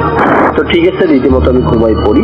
রাত 3টার দিকে বাবা আমার মাকে ফোন দিয়ে বলে যে আমি ট্রেন স্টেশনে চলে আসছি, তুমি সোহানকে একটু পাঠাই দাও। তো ভালো কথা, মা আমাকে ডেকে বলে, এবং মা টেনশনও করতেছিল আমি রাতে কিভাবে একা যাব, কারণ আমাদের ওই এরিয়াটা একটু খারাপ বলতে ওখানে ছিনতাই, চুরি, ডাকাতি এই জিনিসগুলো একটু বেশি, তো এই জন্য টেনশন করতেছিল। তারপরও বাবা আসছে, আমার বিবেক আমাকে বলছিল যে বাবাকে নিতে যেতেই হবে যেভাবেই হোক, কারণ উনি অনেক কষ্ট করে আসছে, অনেক জার্নি করে আসছে। তো ভালো কথা, তো আমি ছিনতাইকারীদের হাত থেকে বাঁচার জন্য আমি যেটা করলাম সেটা হচ্ছে আমি আমার মোবাইল মানি ব্যাগটা বাসাতে রেখে আমি বের হলাম। আর অবভিয়াসলি রাত 3টা বাজে, তখন আমি রিক্সা সিএনজি বা অন্য কিছু পাবো না। তো আমি রওনা দিচ্ছি, আমি হাঁটতেছি। রাসেল ভাই, পরিবেশটা এত থমথমে ছিল বলার মতো না। আমি 3টা জিনিসের ভয় পাচ্ছিলাম। 1, সুপার ন্যাচারাল কিছু হুট করে যদি সামনে ঘটে যায়। 2, ছিনতাইকারীর ভয়। 3, পুলিশই কোনো ঝামেলা। কারণ এত রাতে একটা ইয়াং ছেলেকে পুলিশ দেখলে বিভিন্ন রকম জিনিস জিজ্ঞাসাবাদ করতে পারে বা অনেক রকম প্রবলেম হতে পারে। তো যাই হোক, আল্লাহর নাম নিয়ে আমি রওনা দিছি। আমি যাচ্ছি যাতে একটা গোরস্থান পার হতে হয়, তো কবরস্থান পার হতে হয়। তো আমি এইটার পাশ দিয়ে যখন যাচ্ছি তখনও আমার অনেক ভয় লাগছে, কারণ আমি শুনছি এই কবরস্থানে অনেকে নাকি অনেক কিছু দেখছে। যাই হোক, আল্লাহর নাম দোয়া কালমা পড়তে পড়তে আমি যাচ্ছি। তো আমি কবরস্থানে কিছু দেখতে পারিনি। কিছু দূর যাওয়ার পর সবুজবাগ নামে একটা জায়গা আছে। তো এই জায়গাটাতে আমি দেখি রাস্তার উপর কেউ একজন দাঁড়ায় আছে। শীতের রাত, কুয়াশা, দাঁড়ায় আছে। তো আমি প্রথমে ভয় পেয়ে যাই যে এটা কোনো ছিনতাইকারী বা কিছু কিনা। তারপরও আল্লাহর নাম নিয়ে আগাতে থাকি, কারণ আমার কাছে তো কিছু নাই। আগে যাওয়ার পর দেখতে পারি উনি একজন খাকি ড্রেস পরা গার্ডের লেবাসে একজন লোক দাঁড়ায় আছে, এবং তার মুখটা মাফলার দিয়ে একদম এমন ভাবে ঢাকা যে আমি তার চোখ পর্যন্ত দেখতে পাচ্ছিলাম না। যাই হোক, তারপরে তার পোশাক আশাক দেখে আমি বুঝতে পারলাম এটা গার্ড। আমাদের ওই এরিয়াগুলো খারাপ হওয়ার কারণে এরিয়াগুলোতে বিভিন্ন সমিতি বা বিভিন্ন মানুষজন, সোসাইটির মানুষজন, ওনারা গার্ড রাখতো দোকান, বাড়িঘর, দোকানপাট পাহারা দেওয়ার জন্য। তো যাই হোক, আমি মনে করছি যে ওনারা গার্ড বা গার্ডের মতনই দেখতে। তো আমি ওদেরকে বললাম যে একটু হেল্প চাইলাম, কারণ একা এত রাস্তা পার হচ্ছে, ওনারা যদি আমাকে একটু হেল্প করে। তো আমি বললাম যে ভাই, একটু প্রবলেমে পড়ছি, সেটা হচ্ছে আমার বাবা আসছে স্টেশনে, তো আমি তাকে নিতে যাচ্ছি। তো রাস্তাটা তো খারাপ, আপনি যদি আমাকে একটু আগাই দিতেন রাস্তার মাথা পর্যন্ত। তো উনি আমাকে কোনো অ্যান্সার না দিয়ে ওনার আরেকজনকে ডাক দিল একটা নাম ধরে, নামটা আমার ঠিক মনে নেই। তো দেখলাম উনি একটা রাস্তার ভিতর থেকে, পাশে একটা গলির ভিতর থেকে একটা লোক বের হয়ে আসলো। আমি যার সাথে কথা বলতেছিলাম এই লোকটার হাইটটা অনেক উঁচু আর কি, উনি লম্বা অনেক এবং অনেক পাতলা। বাট ওই আরেকজন যিনি বের হয়ে আসলো উনি আবার শর্ট সাইজে অনেক। তো এই কথা বলে ওরা আমার সামনে হাঁটতে শুরু করলো। আমি ওদের পিছনে যাচ্ছি এবং ওরা ভালোই দ্রুত হাঁটতেছে, আমিও দ্রুত হাঁটতেছি। হাঁটতে ভাই, রাসেল ভাই, বলে রাখা ভালো, আমার বাসা থেকে আমার স্টেশনের দূরত্ব 3 কিলোমিটারের মতো। তো আমি স্টেশনের কাছাকাছি চলে আসছি। এসে আমার আর মাথাতে অন্য কিছু নাই, আমি ডিরেক্ট স্টেশনের ভিতরে ঢুকে পড়ছি। ঢুকে থেকে আমার বাবা লাগেজ নিয়ে ওয়েট করতেছে। তো আমার বাবা আমাকে বললো যে বাইরে থেকে একটা সিএনজি দিয়ে আসো, সিএনজি করে যাবো। তো আমি বাইরে যে সিএনজি ঠিক করছি, ঠিক করে বাবাকে নিয়ে এসে সিএনজির কাছে দাঁড়াতেই দেখি ঠিক আমার কাছ থেকে 4-5 হাত দূরে গার্ড দুটো দাঁড়ায় আছে। তখন আমার ওদের কথা হুট করে মনে পড়ছে যে ওহো, আমি তো এই গার্ড দুটোকে নিয়ে আসছি। তো আমি ওদেরকে বললাম যে আপনারা সিএনজিতে ওঠেন, আমরা তো ওই রাস্তা দিয়েই যাবো, আপনাদেরকে নামাই দিয়ে যাব। তো ওনারা কোনো কথা না বলে সিএনজিতে উঠে পড়লো। আমি আর আমার বাবা পিছনে বসলাম, ওনারা দুজন সামনে বসলো। সিএনজি যাচ্ছে, যেতে যখন ওনাদের ওই এরিয়াতে আসলাম, ওনাদেরকে আমি যেখান থেকে নিচ্ছি, তো ওই এরিয়ার আগে আসতে আমি ড্রাইভারকে বললাম যে ড্রাইভার সাহেব, আপনি একটু ওনাদেরকে নামাই দেন, আমি ওনাদেরকে এখান থেকে নিয়ে গেছিলাম। তো ওনাদের মধ্যে লম্বা যেটার সাথে আমি প্রথম কথা বলছিলাম, উনি বলতেছে একবারে বাসা পর্যন্তই নামাই দিয়ে আস। তো আমি তখন বললাম যে ওনারা একবারে বাসা পর্যন্ত যেতে চাচ্ছে, আমার বাসা পর্যন্ত যে ওখানে নামাই দিয়ে আসবে ওরা। ভালো কথা, ওনারা বাসা পর্যন্ত গেলে আমি ওনাদেরকে ধন্যবাদ জানালাম, সিএনজি ড্রাইভারকে সিএনজি ভাড়া দিলাম, দিয়ে আমরা বাসার ভিতরে ঢুকে পড়ছি। যথারীতি রাত চলে গেছে। সকালবেলা আমার বাবা বলতেছে যে ওই গার্ড দুটোকে তুমি নিয়ে আসছিলা, ওরা তো গরিব মানুষ, তো রাতে কষ্ট করলো, ওদেরকে কিছু দেওয়া উচিত। তো আমার বাবা কিছু টাকা আমার হাতে দিল ওদেরকে দেওয়ার জন্য। তো আমি বাবাকে বললাম যে বাবা, এখন তো সকালবেলা, ওরা তো আর সকালবেলা ওদেরকে পাওয়া যাবে না, ওরা আসে সন্ধ্যার পরে, ওদের ডিউটি যেহেতু রাতের বেলা। তো আমি সন্ধ্যার বেলা যখন বাসা থেকে বের হব, যাওয়ার সময় ওদেরকে টাকাটা দিয়ে আমি চলে যাব। যথারীতি সন্ধ্যা হলো, আমি বাসা থেকে বের হলাম। বের হয়ে আমি ওদের ওই জায়গায় যেখানে ওদেরকে আমি নিছিলাম আর কি, ওদেরকে সাথে ওই জায়গায় গেলাম। যাওয়ার পর আমি ওদেরকে অনেক খোঁজাখুঁজি করলাম, তো ওদেরকে পাইলাম না। তো পাশে একটা দোকান ছিল, মুদির দোকান টাইপের আর কি। তো দোকানে যে আমি জিজ্ঞেস করলাম যে ভাইয়া এখানে যে গার্ড দুটো থাকে ওনারা কখন আসে, তো উনি আমাকে বললো যে গার্ড কি দরকার আপনার আমাদেরকে। তো আমি বললাম যে না দরকার না, আসলে হয়েছে কি কালকে রাতে ওই আমার বাবা আসছিল, আমি আমার বাবাকে নিতে যাওয়ার জন্য ওনাদেরকে দেখি রাস্তার উপর দাঁড়িয়ে আছে, তো ওনাদেরকে নিয়ে গেছিলাম। তো আমার বাবা আবার কিছু টাকা দিছে ওনাদেরকে দেওয়ার জন্য, যেহেতু হেল্প করলো। তো আমাকে বলতেছে যে ওরা ওদের ড্রেস আপ কেমন ছিল, ওই দোকানদারটা আমাকে জিজ্ঞেস করতেছে। তো আমি বললাম খাকি ড্রেস পরা ছিল, খাকি কালারের প্যান্ট, খাকি কালারের শার্ট, এবং মাপটাতে ওদের মুখটা এমন ভাবে পেঁচানো ছিল আমি ওনাদেরকে দেখতে পারি নাই। একজন লম্বা করেছিল, একজন শর্ট করেছিল। তো উনি কিছুক্ষণ অবাক হয়ে আমার দিকে তাকাই থাকলো এবং কিছুক্ষণ পর আমাকে বললো যে ভাই ঠিক আছে, আপনি যে দুইজনের কথা বলছেন দুইজনের বর্ণনা ঠিকই আছে, বাট ওই গার্ড দুটা আমাদের এখান থেকে চাকরি ছেড়ে চলে গেছে আজ থেকে 3 মাস আগে। আমি তো কথা শুনে আমার গায়ের লোম খাড়া হয়ে গেল। আমি কিছুক্ষণ মানে স্তব্ধ ভাবে দাঁড়ায় থাকলাম, এটা কি, তাহলে কাল রাতে কে ছিল ওই দুইজন আমার সাথে। দোকানদারকে বললাম যে আপনি কি শিওর? তো উনি বলতেছে ভাই এই সমিতির থেকে আমার উপরেই দায়িত্ব থাকে এই যে গার্ড নিয়োগ দেওয়া, গার্ডদেরকে মেনটেন করা, ওদের শিডিউল দেখা। তো আমি আর অনেকে কিছু না বলে আমি বাসায় চলে যাই। বাসাতে বলার ঘটনাটা শেয়ার করার পর আমার বাবাও একটু অবাক হয়ে যান, কারণ তিনি তাদেরকে দেখছে, তারা আমাদের সাথে আসছে দুইজন মানুষের, ব্যাপারটা অনেক অবাক করার বিষয় আর কি। তারপরে এইটার আর কোনো হদিস আমরা খুঁজে পাই নাই দুইজন কে ছিল বাইরেতে। তো পরে আমি অনেক বুজুর্গদেরকে জিজ্ঞেস করাতে ওনারা বলেন যে দেখো, মানুষ যখন কোনো বিপদে পড়ে বা তার কোনো হেল্পের দরকার হয়, আল্লাহ তো তাদেরকে সাহায্য করে। এইভাবে ভালো কিছু জিন যেগুলো আছে এনারা নাকি মানুষকে হেল্প করে। তো এইরকমই কেউ হয়তো আমাকে সেই রাতে হেল্প করে গেছে। এই ছিল আমার ঘটনা। রাসেল ভাই ভালো থাকবেন, আল্লাহ হাফেজ। Booth FM. The night comes alive with Gramophone.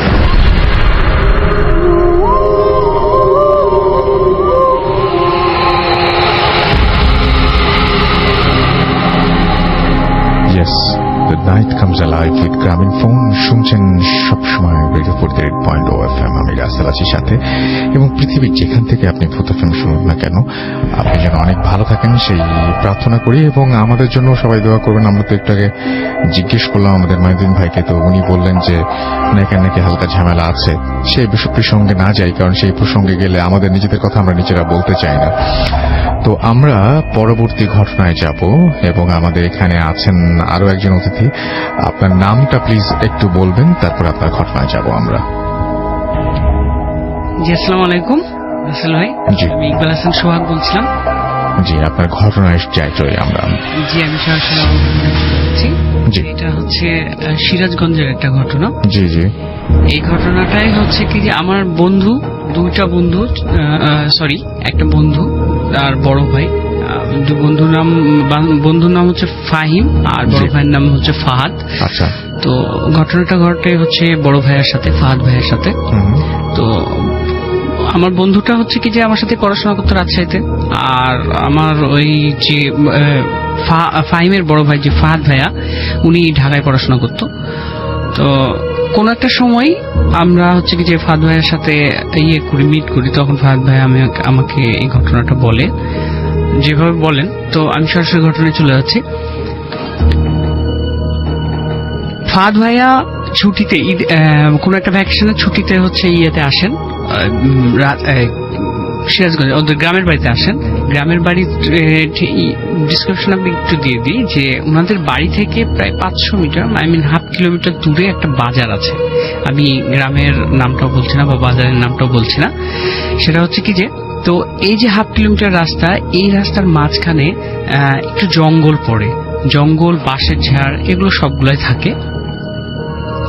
তো উনি কোন একটা ভ্যাকেশনে ঢাকা থেকে ছুটিতে হচ্ছে কি যে গ্রামের বাড়িতে চলে যাওয়ার পরে তিনি গ্রামের বন্ধু বান্ধবের সাথে গল্প করার পরে অনেক রাত পর্যন্ত অনেক কিছু খাওয়া দাওয়া করেন, যেটা হচ্ছে ভাজাপুর, যেটা করে বাজারে যেটা হয় সচরাচর। এটা করার পরে তিনি খাওয়া দাওয়া করে বন্ধু বান্ধবের সাথে গল্প গুজব করার পরে প্রায় 11টা বেজে যায় রাত্রি। তখন সবাই যার যার বাড়িতে চলে যায়। ঠিক একইভাবে ফাহাদ ভাইয়াও চলে আসে। আস্তে আস্তে ওই রাস্তা দিয়ে আসার সময় তিনি গ্রামের ওই রাস্তা পরিচিত, ওই রাস্তাতে কিছু হয় না এটা উনি জানেন। এইভাবে উনি কখনো এত রাত্রে আসেননি।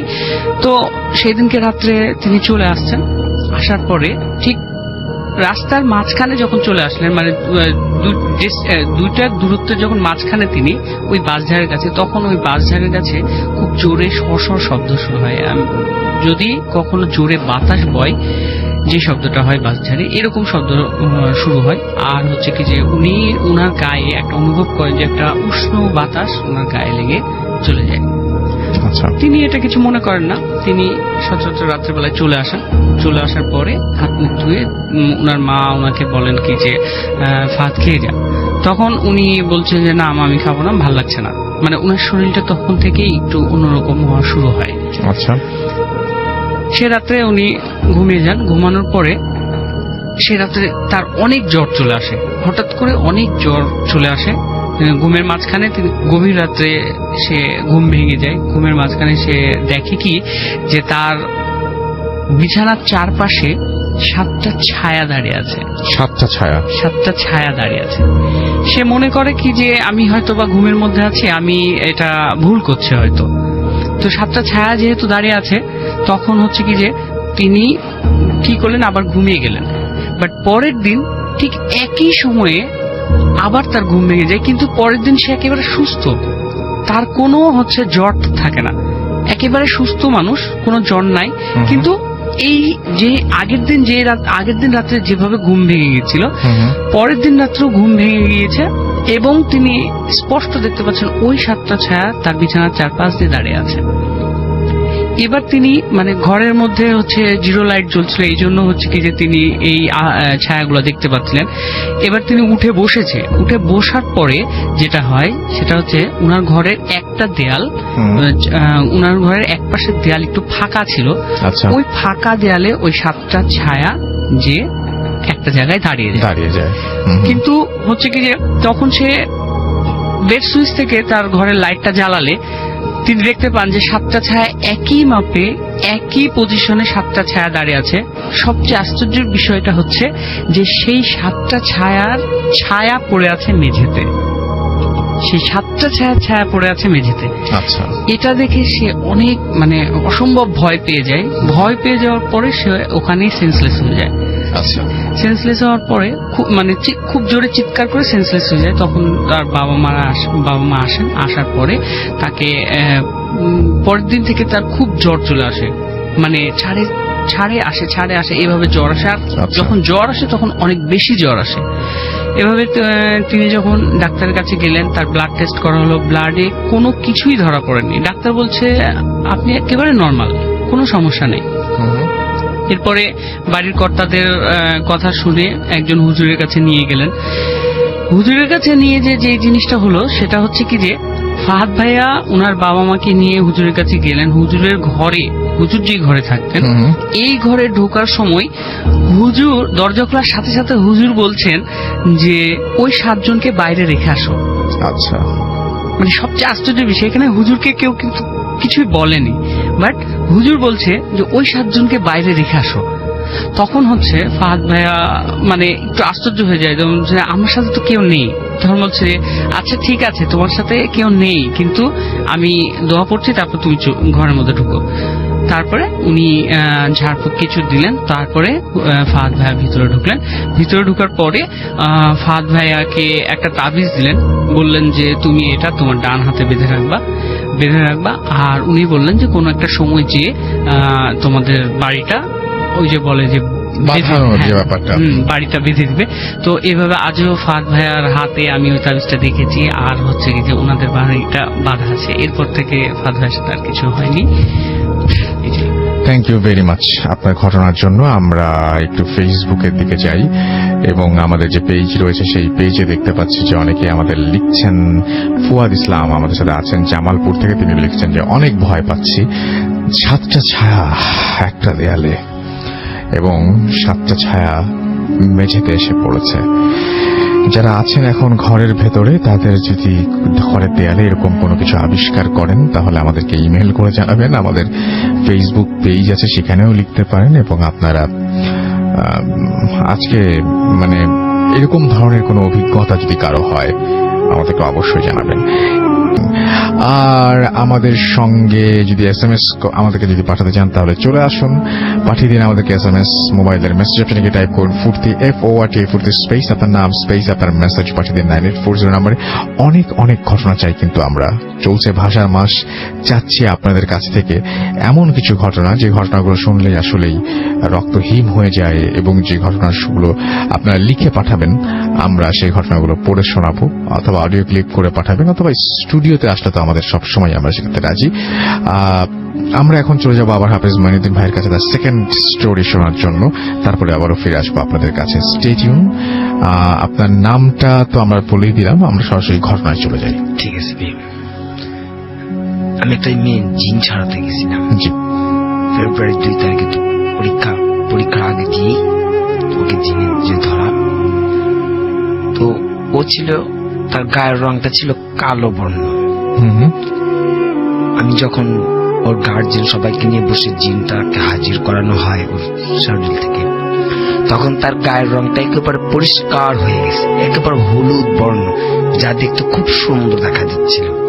আচ্ছা। মেয়েটার গায়ের রং ছিল কালো, কিন্তু যখন তাকে আমি বসে যখন কাজ করতে জিনকে হাজির করালাম, তখন ওর গায়ের রং একেবারে পরিষ্কার।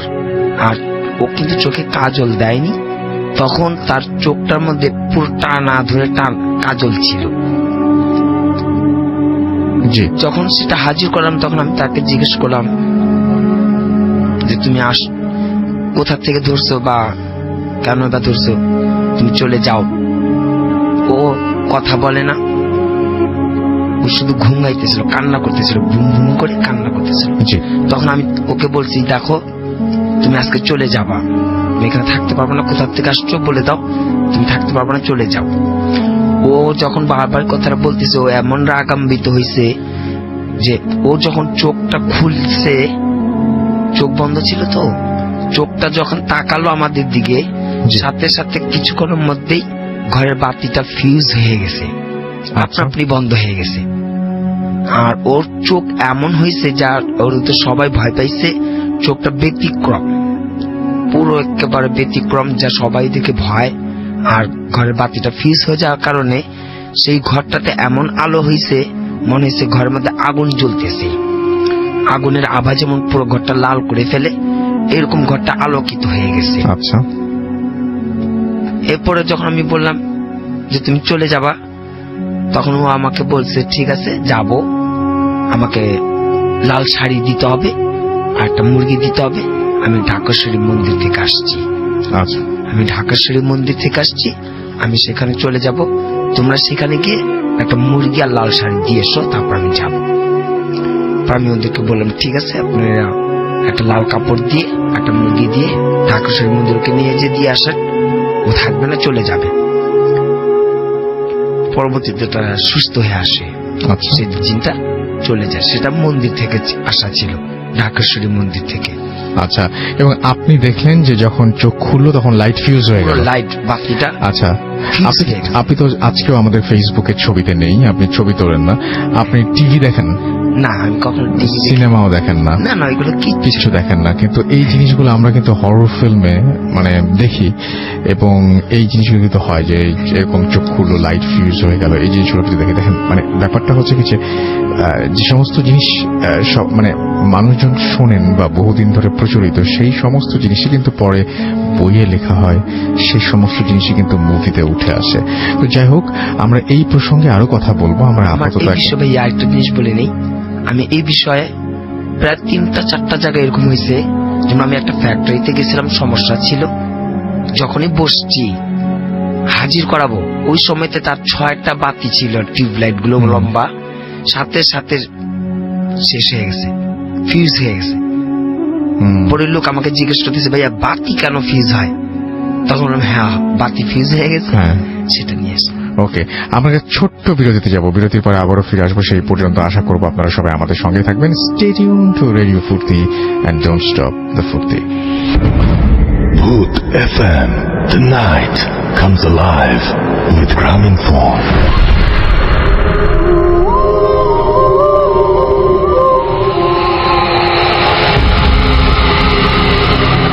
Yes, the night comes alive with Gramophone, and you are listening to Radio Food 8.0 FM. আমি রাসেল আছি সাথে, আমার সাথে রয়েছে মাসুম এবং আজকের অতিথিরা, এবং আপনাদের ভূত এফএম এ আরো একবার স্বাগত জানাচ্ছি। আর সেই সাথে আপনাদেরকে জানিয়ে দিই যে আমাদের SMS করতে হলে মোবাইলের মেসেজ অপশনে টাইপ করতে হবে ফুর্তি FORT ফুর্তি স্পেস আপনার নাম স্পেস আপনার মেসেজ পাঠিয়ে দিতে হবে 9840 নম্বরে। আমাদের যদি ইমেইল করতে চান, আমাদের ইমেইল অ্যাড্রেস হচ্ছে bhutfm@radiofurti.fm, which is BHWTFM@RADIOFORTI.FM। আপনার নাম, ঠিকানা এবং ফোন নাম্বার সহ আপনার জীবনে ঘটে যাওয়া বা আপনার জানা সেরা ঘটনা লিখে পাঠিয়ে দিন আমাদের কাছে। ঘটনার শুরুতে অবশ্যই উল্লেখ করুন যে এই ঘটনাটি আপনি স্টুডিওতে এসে শেয়ার করতে চান, নাকি আপনি চান আপনার ঘটনা আমরা পড়ে শোনাই। আমরা আবারও যাব আমাদের আরেকজন অতিথি যিনি একটু আগে আপনাদের ঘটনা শোনালেন তার কাছে। আপনার নামটা প্লিজ আরো একবার বলবেন, তারপর আপনার ঘটনা যাব আমরা। ধন্যবাদ রাসেল ভাই, আমি সোহাগ বলছিলাম। জি, আমি এই ঘটনাটা বলছি, এটা হচ্ছে আমার বাবার সাথে ঘটে। এটা অনেকদিন আগের। জি। আমি গতবার শোতে যখন এসেছিলাম, তো সেই শোটা শোনার পরে আমার বাবা আমাকে বলছিল যে আমার সাথে একটা ঘটনা আছে, তুমি এই ঘটনাটা শুনতে পারো আর বলতে পারো ইয়েতে ফুর্তিতে।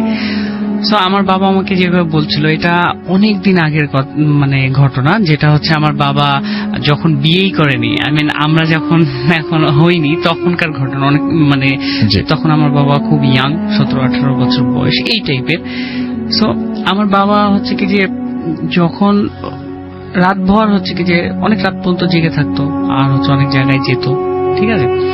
তো এরকমই আমাদের যে রাজশাহী শহরের যে আলুপট্টি মোড় বলে একটা মোড় আছে, এই মোড়টা হচ্ছে অনেক পুরনো একটা মোড়।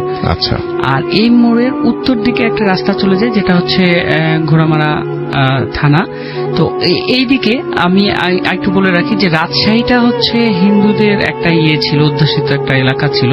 একটা সময় এখানে অনেক হিন্দু ছিল, এখন বর্তমানে এটা কমে গেছে। কিন্তু হিন্দুদের যে বাড়ির যে কালচার গুলা ছিল, এই কালচারে বাড়ি এখনো রাজশাহীতে আছে। আপনি যদি রাজশাহীর আনাচে কানাচে ঘুরেন, এরকম দেখতে পাবেন যে অনেক আগের মতো বাড়ি, আগে ডিজাইনের বাড়ি। তো এরকমই ওই জায়গায় আলুপট্টি থেকে উত্তর দিকে ওই জায়গায় একটা হচ্ছে বাড়ি ছিল। ওখানে হচ্ছে আমার আব্বার হচ্ছে কি যে চাচি, তার মানে আমাদের দাদি হচ্ছেন। তো ওই চাচিদের বাসায় কোনো একটা ভ্যাকেশনে সবাই এক জায়গায় বেড়াতে যায়। তো ওই চাচিদের বাসায় হচ্ছে কি যে আব্বা, ওই চাচি, চাচা আর হচ্ছে আব্বার একজন ফ্রেন্ড থাকেন রাত্রে। তো ওই বাসায় যখন থাকা শুরু করছেন, তখন হচ্ছে আমার বাবা একদিনকে রাত্রে শুনছেন কি যে ওই বাড়িতে ছাদে কোনো একটা সমস্যা আছে। আমি বাড়িটার একটু ডিসক্রিপশনটা দিয়ে যে বাড়িটা একটা লম্বা বাড়ি ছিল, 2 তলা বাড়ি। আর বাড়ির সামনে হচ্ছে একটা করিডোর ছিল, লম্বা একটা করিডোর ছিল। আর 2 তলা বাড়ি, ছাদ সিস্টেম। তো ছাদের উপরে ছিল হচ্ছে রান্নাঘর। তো একদিনকে রাত্রে আমার বাবা ঘুমিয়ে আছে, মাঝরাত্রের দিকে হচ্ছে যে আমার বাবার হঠাৎ করে ঘুমটা ভেঙে যায়। ঘুম ভেঙে যাওয়ার পরে আমার বাবা শুনতে পাচ্ছে কি যে কোনো একটা সময় যদি রান্নার আয়োজন করা হয়, রান্নার আয়োজনে ওই যে মশলা বাটার জন্য যেই শব্দটা হয়, পাটা এবং শিল দিয়ে যেটা হচ্ছে মশলা করে, এটার যে শব্দটা হয়, এই শব্দটা হচ্ছে কোথায় থেকে হচ্ছে? ওই রান্নাঘর থেকে হচ্ছে। মানে ছাদের উপর যে রান্নাঘর হচ্ছে, এই রান্নাঘর থেকে হচ্ছে। এখন আমার বাবা বলছে, আমার ওই চাচিকে, বাবার চাচিকে বলছে, মানে আমার দাদিকে বলছে যে দাদি এটা কি হচ্ছে? তখন হচ্ছে তুই ঘুমিয়ে যা, এটা শুনতে হবে না তোকে। তখন বলছে আচ্ছা ঠিক আছে দিয়ে তখন হচ্ছে কি যে আমার আব্বা ঘুমিয়ে যায়। পরবর্তী দিন আবারও ঠিক একইভাবে, এবার হচ্ছে ওই যে থালা বাসন নাড়াচাড়া করার যে শব্দ, এইরকম শব্দ হচ্ছে। তখন আমার আব্বা একটু কিউরিয়াস হয়ে আমার আব্বা একাই বলে কি যে আজকে আমি যাবো ছাদে, যেয়ে দেখবো। আর একটা বিষয় কি যে আমার আব্বার একটা জিনিস খুব ছিল যে একটু মানে রাতভর ঘুরে বেড়াতো, আর হচ্ছে কি যে মানে দোয়া দরুদের উপরে খুব বিশ্বাস ছিল আমার আব্বার। তো আমার আব্বা ছাদের দিকে আস্তে আস্তে উঠে যায়, সিঁড়িতে উঠে যায়। উঠে যাওয়ার পরে যখনই ছাদের ফ্লোরে যখনই পা দেয় তখনই হচ্ছে এই আওয়াজগুলো বন্ধ হয়ে যায়। বন্ধ হয়ে যাওয়ার পরে আমার আব্বা একটু দাঁড়িয়ে যায়, বলে যে হঠাৎ বন্ধ হয়ে গেল। তারপরে আবার এগিয়ে যায়, যাওয়ার পরে দেখে কি যে কিছু নাই, একেবারে রান্নাঘরের মধ্যে কিছু নাই, কিন্তু ওই বিল্ডিং এর পাশে একটা লম্বা একটা নারিকেল গাছ ছিল।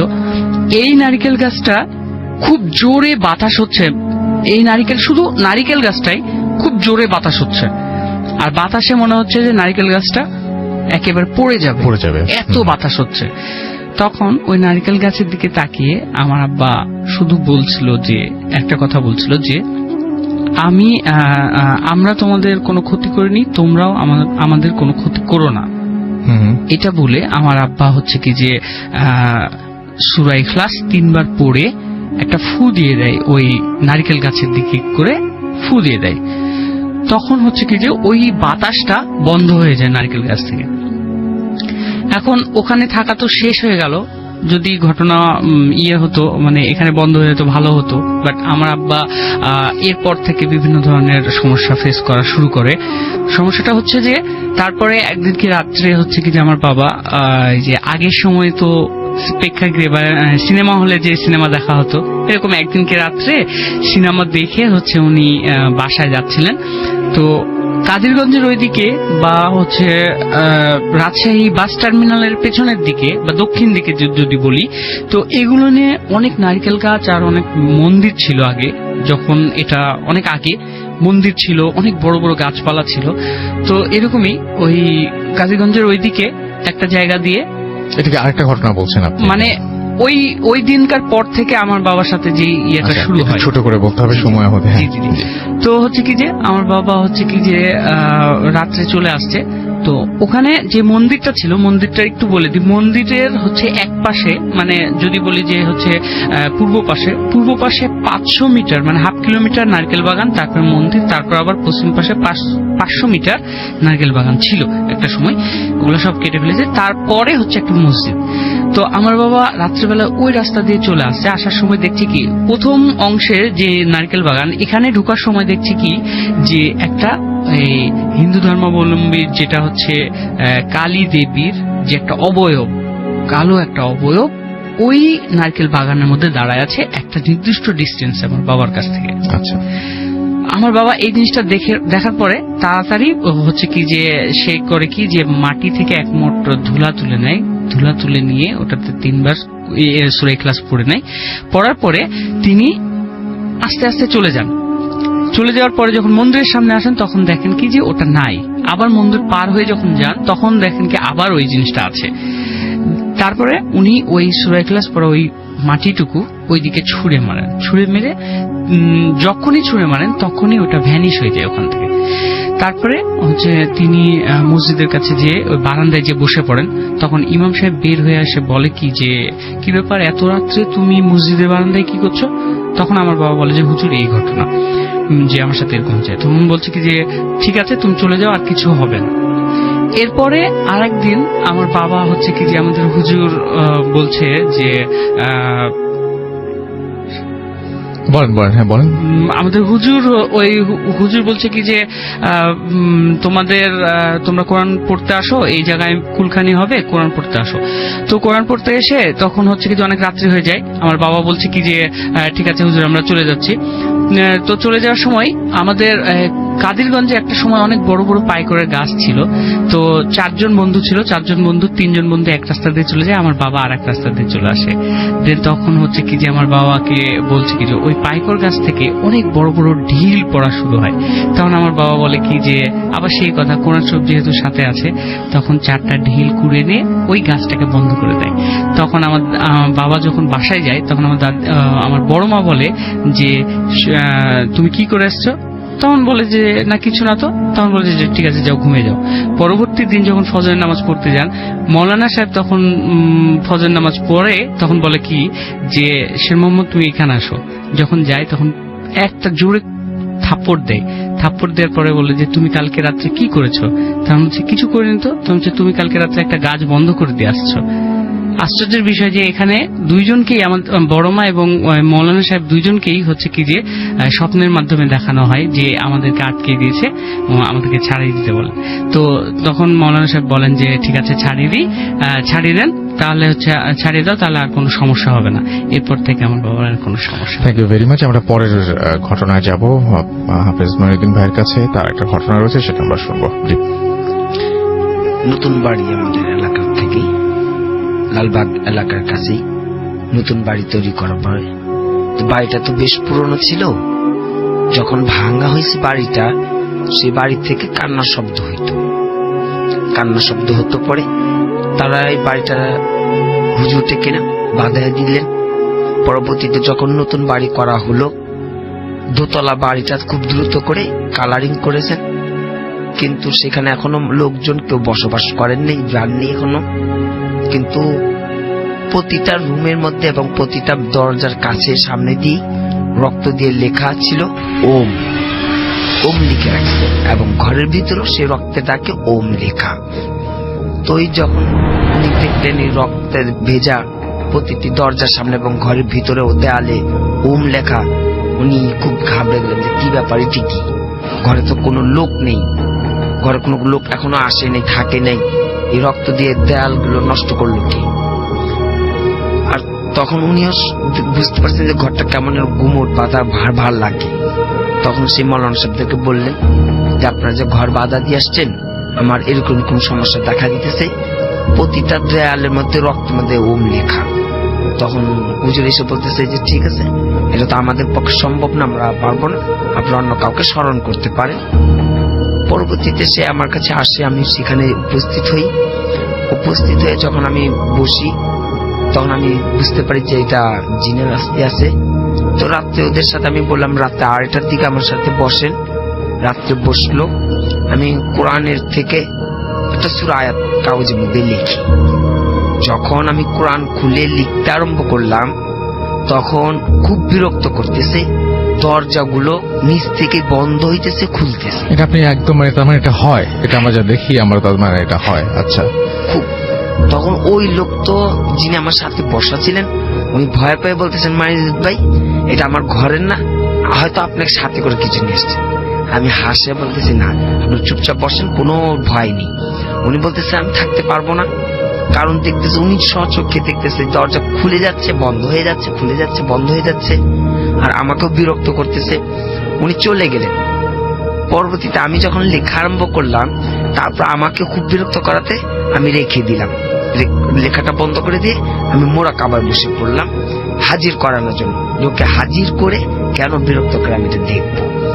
আমি মোরাকাবায় যখন বসে হাজির করালাম, তখন সে এসে বলতেছে যে যখন এই বাড়িটা পুরনো ছিল, সেই বাড়িতে একটা ছোট্ট মাটির কলসের ভিতরে তাকে বন্দি করা ছিল। আচ্ছা। যখন মিস্ত্রি ঘর যে যারা কাজ করে, তখন এটা ভেঙে গেছে। যখন খুঁড়ছে ভেঙে ফেলাতে ও মুক্তি আজাব পেয়ে গেছে। উনি বলতেছে এখন এই বাড়ি আমি থাকবো, আর কাউকে থাকতে দেব না। আমি যেহেতু ছাড়া পেয়ে গেছি, আমাকে এখন বন্দি করাও যাবে না, আমাকে তাড়ানো যাবে না, আমি এই বাড়িতেই থাকবো, আর এইখানে কাউকে আসতে দেব না। পরে আপনি কি তাকে তাড়িয়েছেন এখান থেকে? ওকে, থ্যাংক ইউ ভেরি মাচ। আমরা একটা ছোট্ট বিরতিতে যাব এবং বিরতির পরে আমরা আবারও ফিরে আসবো। সেই পর্যন্ত আশা করছি আপনারা আমাদের সঙ্গেই থাকবেন। স্টে টিউন টু রেডিও ফুর্তি এন্ড ডোন্ট স্টপ দ্য ফুর্তি। Booth FM. The night comes alive with Graminphone.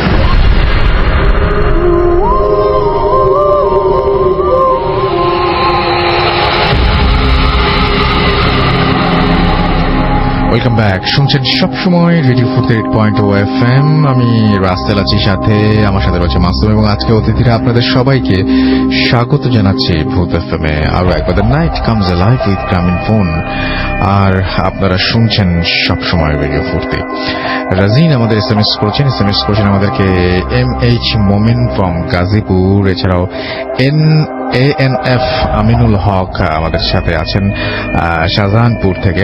এছাড়া আমাদের সাথে রয়েছেন তুলি, এছাড়া আছেন আমাদের সাথে সালমান মনির, এবং আমাদের সাথে রয়েছেন দেখতে পাচ্ছি আমাদেরকে সাগর আমাদের সঙ্গে রয়েছেন।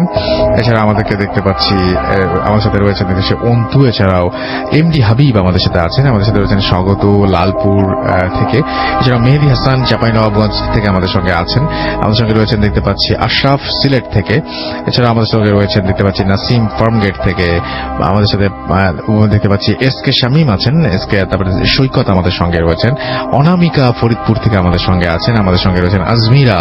এছাড়া আমাদের সঙ্গে রয়েছে দেখতে পাচ্ছি ফুর্তি শুভ চক্রবর্তী। এছাড়া আমাদের সাথে রয়েছেন দেখতে পাচ্ছি আরো অনেকেই। আপনি যদি থাকতে চান, আপনি যদি আমাদের SMS করতে চান, তাহলে মোবাইলের মেসেজ অপশনে গিয়ে টাইপ করুন ফুর্তি FORT ফুর্তি স্পেস আপনার নাম স্পেস আপনার মেসেজ পাঠিয়ে দিন 9840 নাম্বারে। আমরা চলে যাব আমাদের পরবর্তী ঘটনায়। আমাদের নতুন একজন অতিথি আছেন, তার নামটা আমরা একটু জানতে চাই। আপনার নামটা প্লিজ একটু বলবেন, তারপর আপনার ঘটনা শুনবো আমরা। আমার নাম নজরুল ইসলাম অপু। আমি পোস্তলা থেকে এসেছি। জি, আমি এখন উদ্ভিদ বিজ্ঞানে অনার্স করছি, অনার্স থেকেও বসে পড়ছি। আচ্ছা, শুনি আপনার ঘটনা। আমি আমার স্টোরিতে চলে যাচ্ছি। যেটা আপনি আমাদের পাঠিয়েছেন সেই ঘটনাটা আমরা শুনি। আচ্ছা, ঠিক আছে। জি, ঘটনাটি হচ্ছে 2009 সালে। তখন আমি নবম শ্রেণীর স্টুডেন্ট। রাসেল ভাই বলে রাখা ভালো, আমি সব সময় 5 ওয়াক্ত নামাজ পড়ি এবং আমি একজন কোরআনে হাফেজ। আচ্ছা, তো সবসময় 5 ওয়াক্ত নামাজ পড়ি, এটা মানে আমার একটা অভ্যাস। আমাদের এলাকার একটি ঘটনা, আমাদের এলাকাতে একজন মুসল্লি ছিল যিনি একজন পরহেজগার, এবং বলা যায় এলাকাতে সবাই তাকে অনেক ভালোভাবে চেনে এবং খুব শ্রদ্ধা করে তাকে। অনেক ভালো একজন লোক। তো রাসেল ভাই, যে ঘটনাটি সেটি হচ্ছে, মানে যে ঘটনাটি বলবো সেই ঘটনাটি ঘটার ঠিক আগে যে ঘটনাটি ঘটেছিল সেটা হচ্ছে আমাদের এলাকার অপোজিটে যে একটি রাস্তা ছিল, রাস্তার অপোজিটে হচ্ছে মসজিদ। তো মসজিদে নামাজ পড়তে যেতে হলে ওই রাস্তাটি ক্রস করতে হয়। তো ওই রাস্তাটি ক্রস করতে গিয়ে অন্য এক মুসল্লি ট্রাকের ধাক্কায় মারা যায়। তো তখন থেকে মসজিদের ইমাম সাহেব অনেক মানে মুরব্বীদেরকে বলেছিল যে আপনারা একটু দেখে শুনে রাস্তা পার হবেন। তো আমাদের এলাকাতে যে মুরব্বীটি ছিল, যাকে আর কি আমরা সবসময় শ্রদ্ধা করি, তিনি সবসময় দেখতাম যে ফজরের নামাজের যখন আজান হতো তখন সে বাসা থেকে বের হতো, এবং আমি যখন বাসা থেকে বের হতাম, বাসা থেকে বের হয়ে যখন রাস্তায় আসতাম, তখন আমি আমার এলাকার মোচড় থেকে তাকে দেখতে পেতাম তার বাসার সামনে, এবং তিনি ওই এলাকার একজন স্থানীয় মুরব্বী। তো আমি যখন তাকে দূর থেকে দেখতাম, দূর থেকে দেখে আমি তার কাছে আসতাম এবং তাকে সালাম দিতাম, এবং সে সুন্দরভাবে আমার সালামের জবাব নিত। এবং যে ঘটনাটি ঘটতো তখন আমি যেতাম, আমার পাশাপাশি সে যেত, জিকির করতে করতে যেত। তখন আমি কখনই আমি তাকে কোনো কোশ্চেন করিনি এ ব্যাপারে, বা কোনো ব্যাপারেই তাকে আমি কোনোদিনও কোনো কোশ্চেন করিনি। তো এভাবে অনেকদিন আমরা একসাথে নামাজ পড়ি, আমরা রাস্তা পার হই পাশাপাশি, সে আমার সাথে একসাথে রাস্তা পার হয়। তো এই ব্যাপারটি এর কিছুদিন পর তিনি মারা যায়, লোকটি মারা যাওয়ার পর সামহাও আমি কোনো কারণে কয়েকদিন আমার ফজরের নামাজটা মিস হয়। তো একদিন আম্মু আমাকে অনেক বকাঝকা করতেছে, বলতেছে কি তুই আগের মতো ফজর নামাজ মসজিদে গিয়ে আদায় করিস না, এটা তো ঠিক না, তুই কালকে থেকে নামাজ পড়বি মসজিদে গিয়ে। তো ফজরের নামাজের সময় আম্মু আমাকে ডেকে দিল এরপরের দিন ডেকে দেওয়ার পর আমি যথারীতি উঠলাম। উঠে গিয়ে যখন আমি বাসা থেকে বের হলাম, বাসা থেকে বের হওয়ার যে মোচড়টা, সেই মোচড়টাতেই আমি আবার তার বাড়ির সামনে তাকে আবার দেখতে পেলাম। এবং আমি যখন তাকে দেখছি তখন আমার কোনোভাবেই মনে হচ্ছে না যে তিনি মারা গেছে। এই সেন্সটা আমার মধ্যে একটু আসেনি, সত্যি কথা। তখন আমি তার পাশাপাশি গেলাম এবং তাকে আমি আবার সালাম দিলাম। সে আমার সালামের উত্তর নেওয়ার পর তারপর আমি যখন যাচ্ছি সেও আমার পাশাপাশি হাঁটছে। সেও আমার পাশাপাশি হাঁটছে। তো আমাদের ওই এলাকার একটি রিক্সার গ্যারেজ আছে, ওই রিক্সার গ্যারেজটিতে ভোর সকালবেলা অনেক মানে ফজর নামাজের আগে এবং পর থেকেই অনেক রিক্সাওয়ালা আসে মানে রিক্সা নেওয়ার জন্য। তো ওই রিক্সার গ্যারেজটা যখন আমি ক্রস করছি, ঠিক তখনই আমার মনে পড়লো যে আমি যার সাথে হাঁটছি সে প্রায় কিছুদিন আগে মারা গেছে। তো এই ব্যাপারটা হওয়ার পর আমি সাথে সাথে তার দিকে তাকাই ঘুরে, কিন্তু আমি তখন তাকে আর দেখতে পেলাম না। ঘটনাটি ঘটার পর আমি অনেক ভয় পেয়ে যাই। ভয় পাওয়ার সাথে সাথে আমি খুব তাড়াতাড়ি দৌড়ে মসজিদে চলে যাই। মসজিদে গিয়ে আমি নামাজ পড়া শুরু করি। নামাজের পর আমি যেটা ভাবি সেটা হচ্ছে যে এই ঘটনাটা হয়তো আমি যেটা দেখলাম, যেটা আমার সাথে ঘটলো, সেটা আসলে হতে পারে হ্যালুসিনেশন, হতে পারে। তো আমি এটাকে তেমন কাউকে কিছু না বলে, কাউকে কিছু না জানিয়ে আমি এই ব্যাপারটা তত বেশি এটা সিরিয়াসলি নিলাম না। এরপরের দিন যথারীতি আমি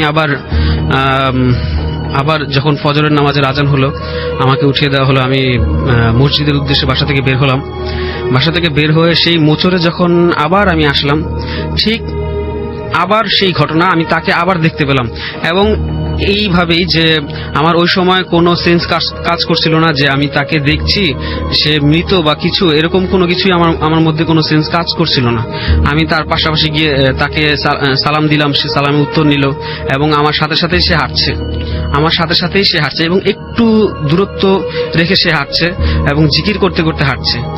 ঠিক তখন আমি যখন ওই গ্রেসটি মানে ক্রস করার পর আমার মনে পড়লো যে আসলে আমার সাথে যে হাঁটছে সে আসলে মৃত। কিন্তু সেই সময়টাতে আমি আর পিছনের দিকে তাকালাম না। তখন আমার একটু ভয় হলো যে যদি আমি পিছনের দিকে তাকাই তাহলে হয়তো কিছু একটা ঘটবে। তো আমি সাথে সাথে হাঁটতে থাকলাম এবং দ্রুত হাঁটতে থাকলাম এবং সেও আমার সাথে হাঁটতে থাকলো। তো হাঁটতে হাঁটতে মসজিদ পর্যন্ত যখন আমরা গেলাম, আমি মসজিদে ঢুকবো তখন আর কি পিছন ঘুরে হয়তো জুতা নেওয়ার জন্য অথবা সামহাও কোনো কারণে আমি পিছনের দিকে ঘুরলাম এবং যেটা দেখলাম সেটা হচ্ছে তিনি আমার দিকে হাত বাড়িয়ে আছে। এই অবস্থাতেই আমি তাকে আস্তে আস্তে ভ্যানিশ হতে দেখলাম। এমন ভাবে আমি এরকম জিনিস কখনো কল্পনা করিনি যে এরকমটা হয় কিনা, যে মানুষ চোখের সামনে ভ্যানিশ হয়ে যায় কিনা। তো দেখলাম যে একদম ভ্যানিশ হয়ে গেল এবং আমি তখনও ভয় পেলাম, কিন্তু এতটুকু সাহস ছিল যে এটা হচ্ছে মসজিদ, আমার কোনো ক্ষতি হবে না ইনশাল্লাহ। তো এটা ভেবে আমি মসজিদে চলে গেলাম। মসজিদে গিয়ে নামাজ আদায় করলাম। নামাজের পর আমি তখন ওই মসজিদের হুজুরকে ব্যাপারটি আমি বললাম যে এরকম একটা ঘটনা। তো মসজিদের হুজুর আমাকে বলল যে এটা হয়তো তুমি সবসময় অভ্যস্ত ছিলে তার সাথে নামাজ পড়তে যাওয়ার ক্ষেত্রে, হয়তো সে এই জন্যই হয়তো তোমাকে দেখা দিয়েছে। তো মসজিদের হুজুরটি কোনো কারণে এই ব্যাপারটি তার ছেলের সাথে আলোচনা করে, তার ছেলেকে জানানোর পর এরপর থেকে আমি আর কখনো এই ঘটনার সম্মুখীন হইনি। এই ঘটনাটি আর কোনোদিনও ঘটেনি। এই ছিল রাসেল ভাই আমার ঘটনা। অনেক ধন্যবাদ।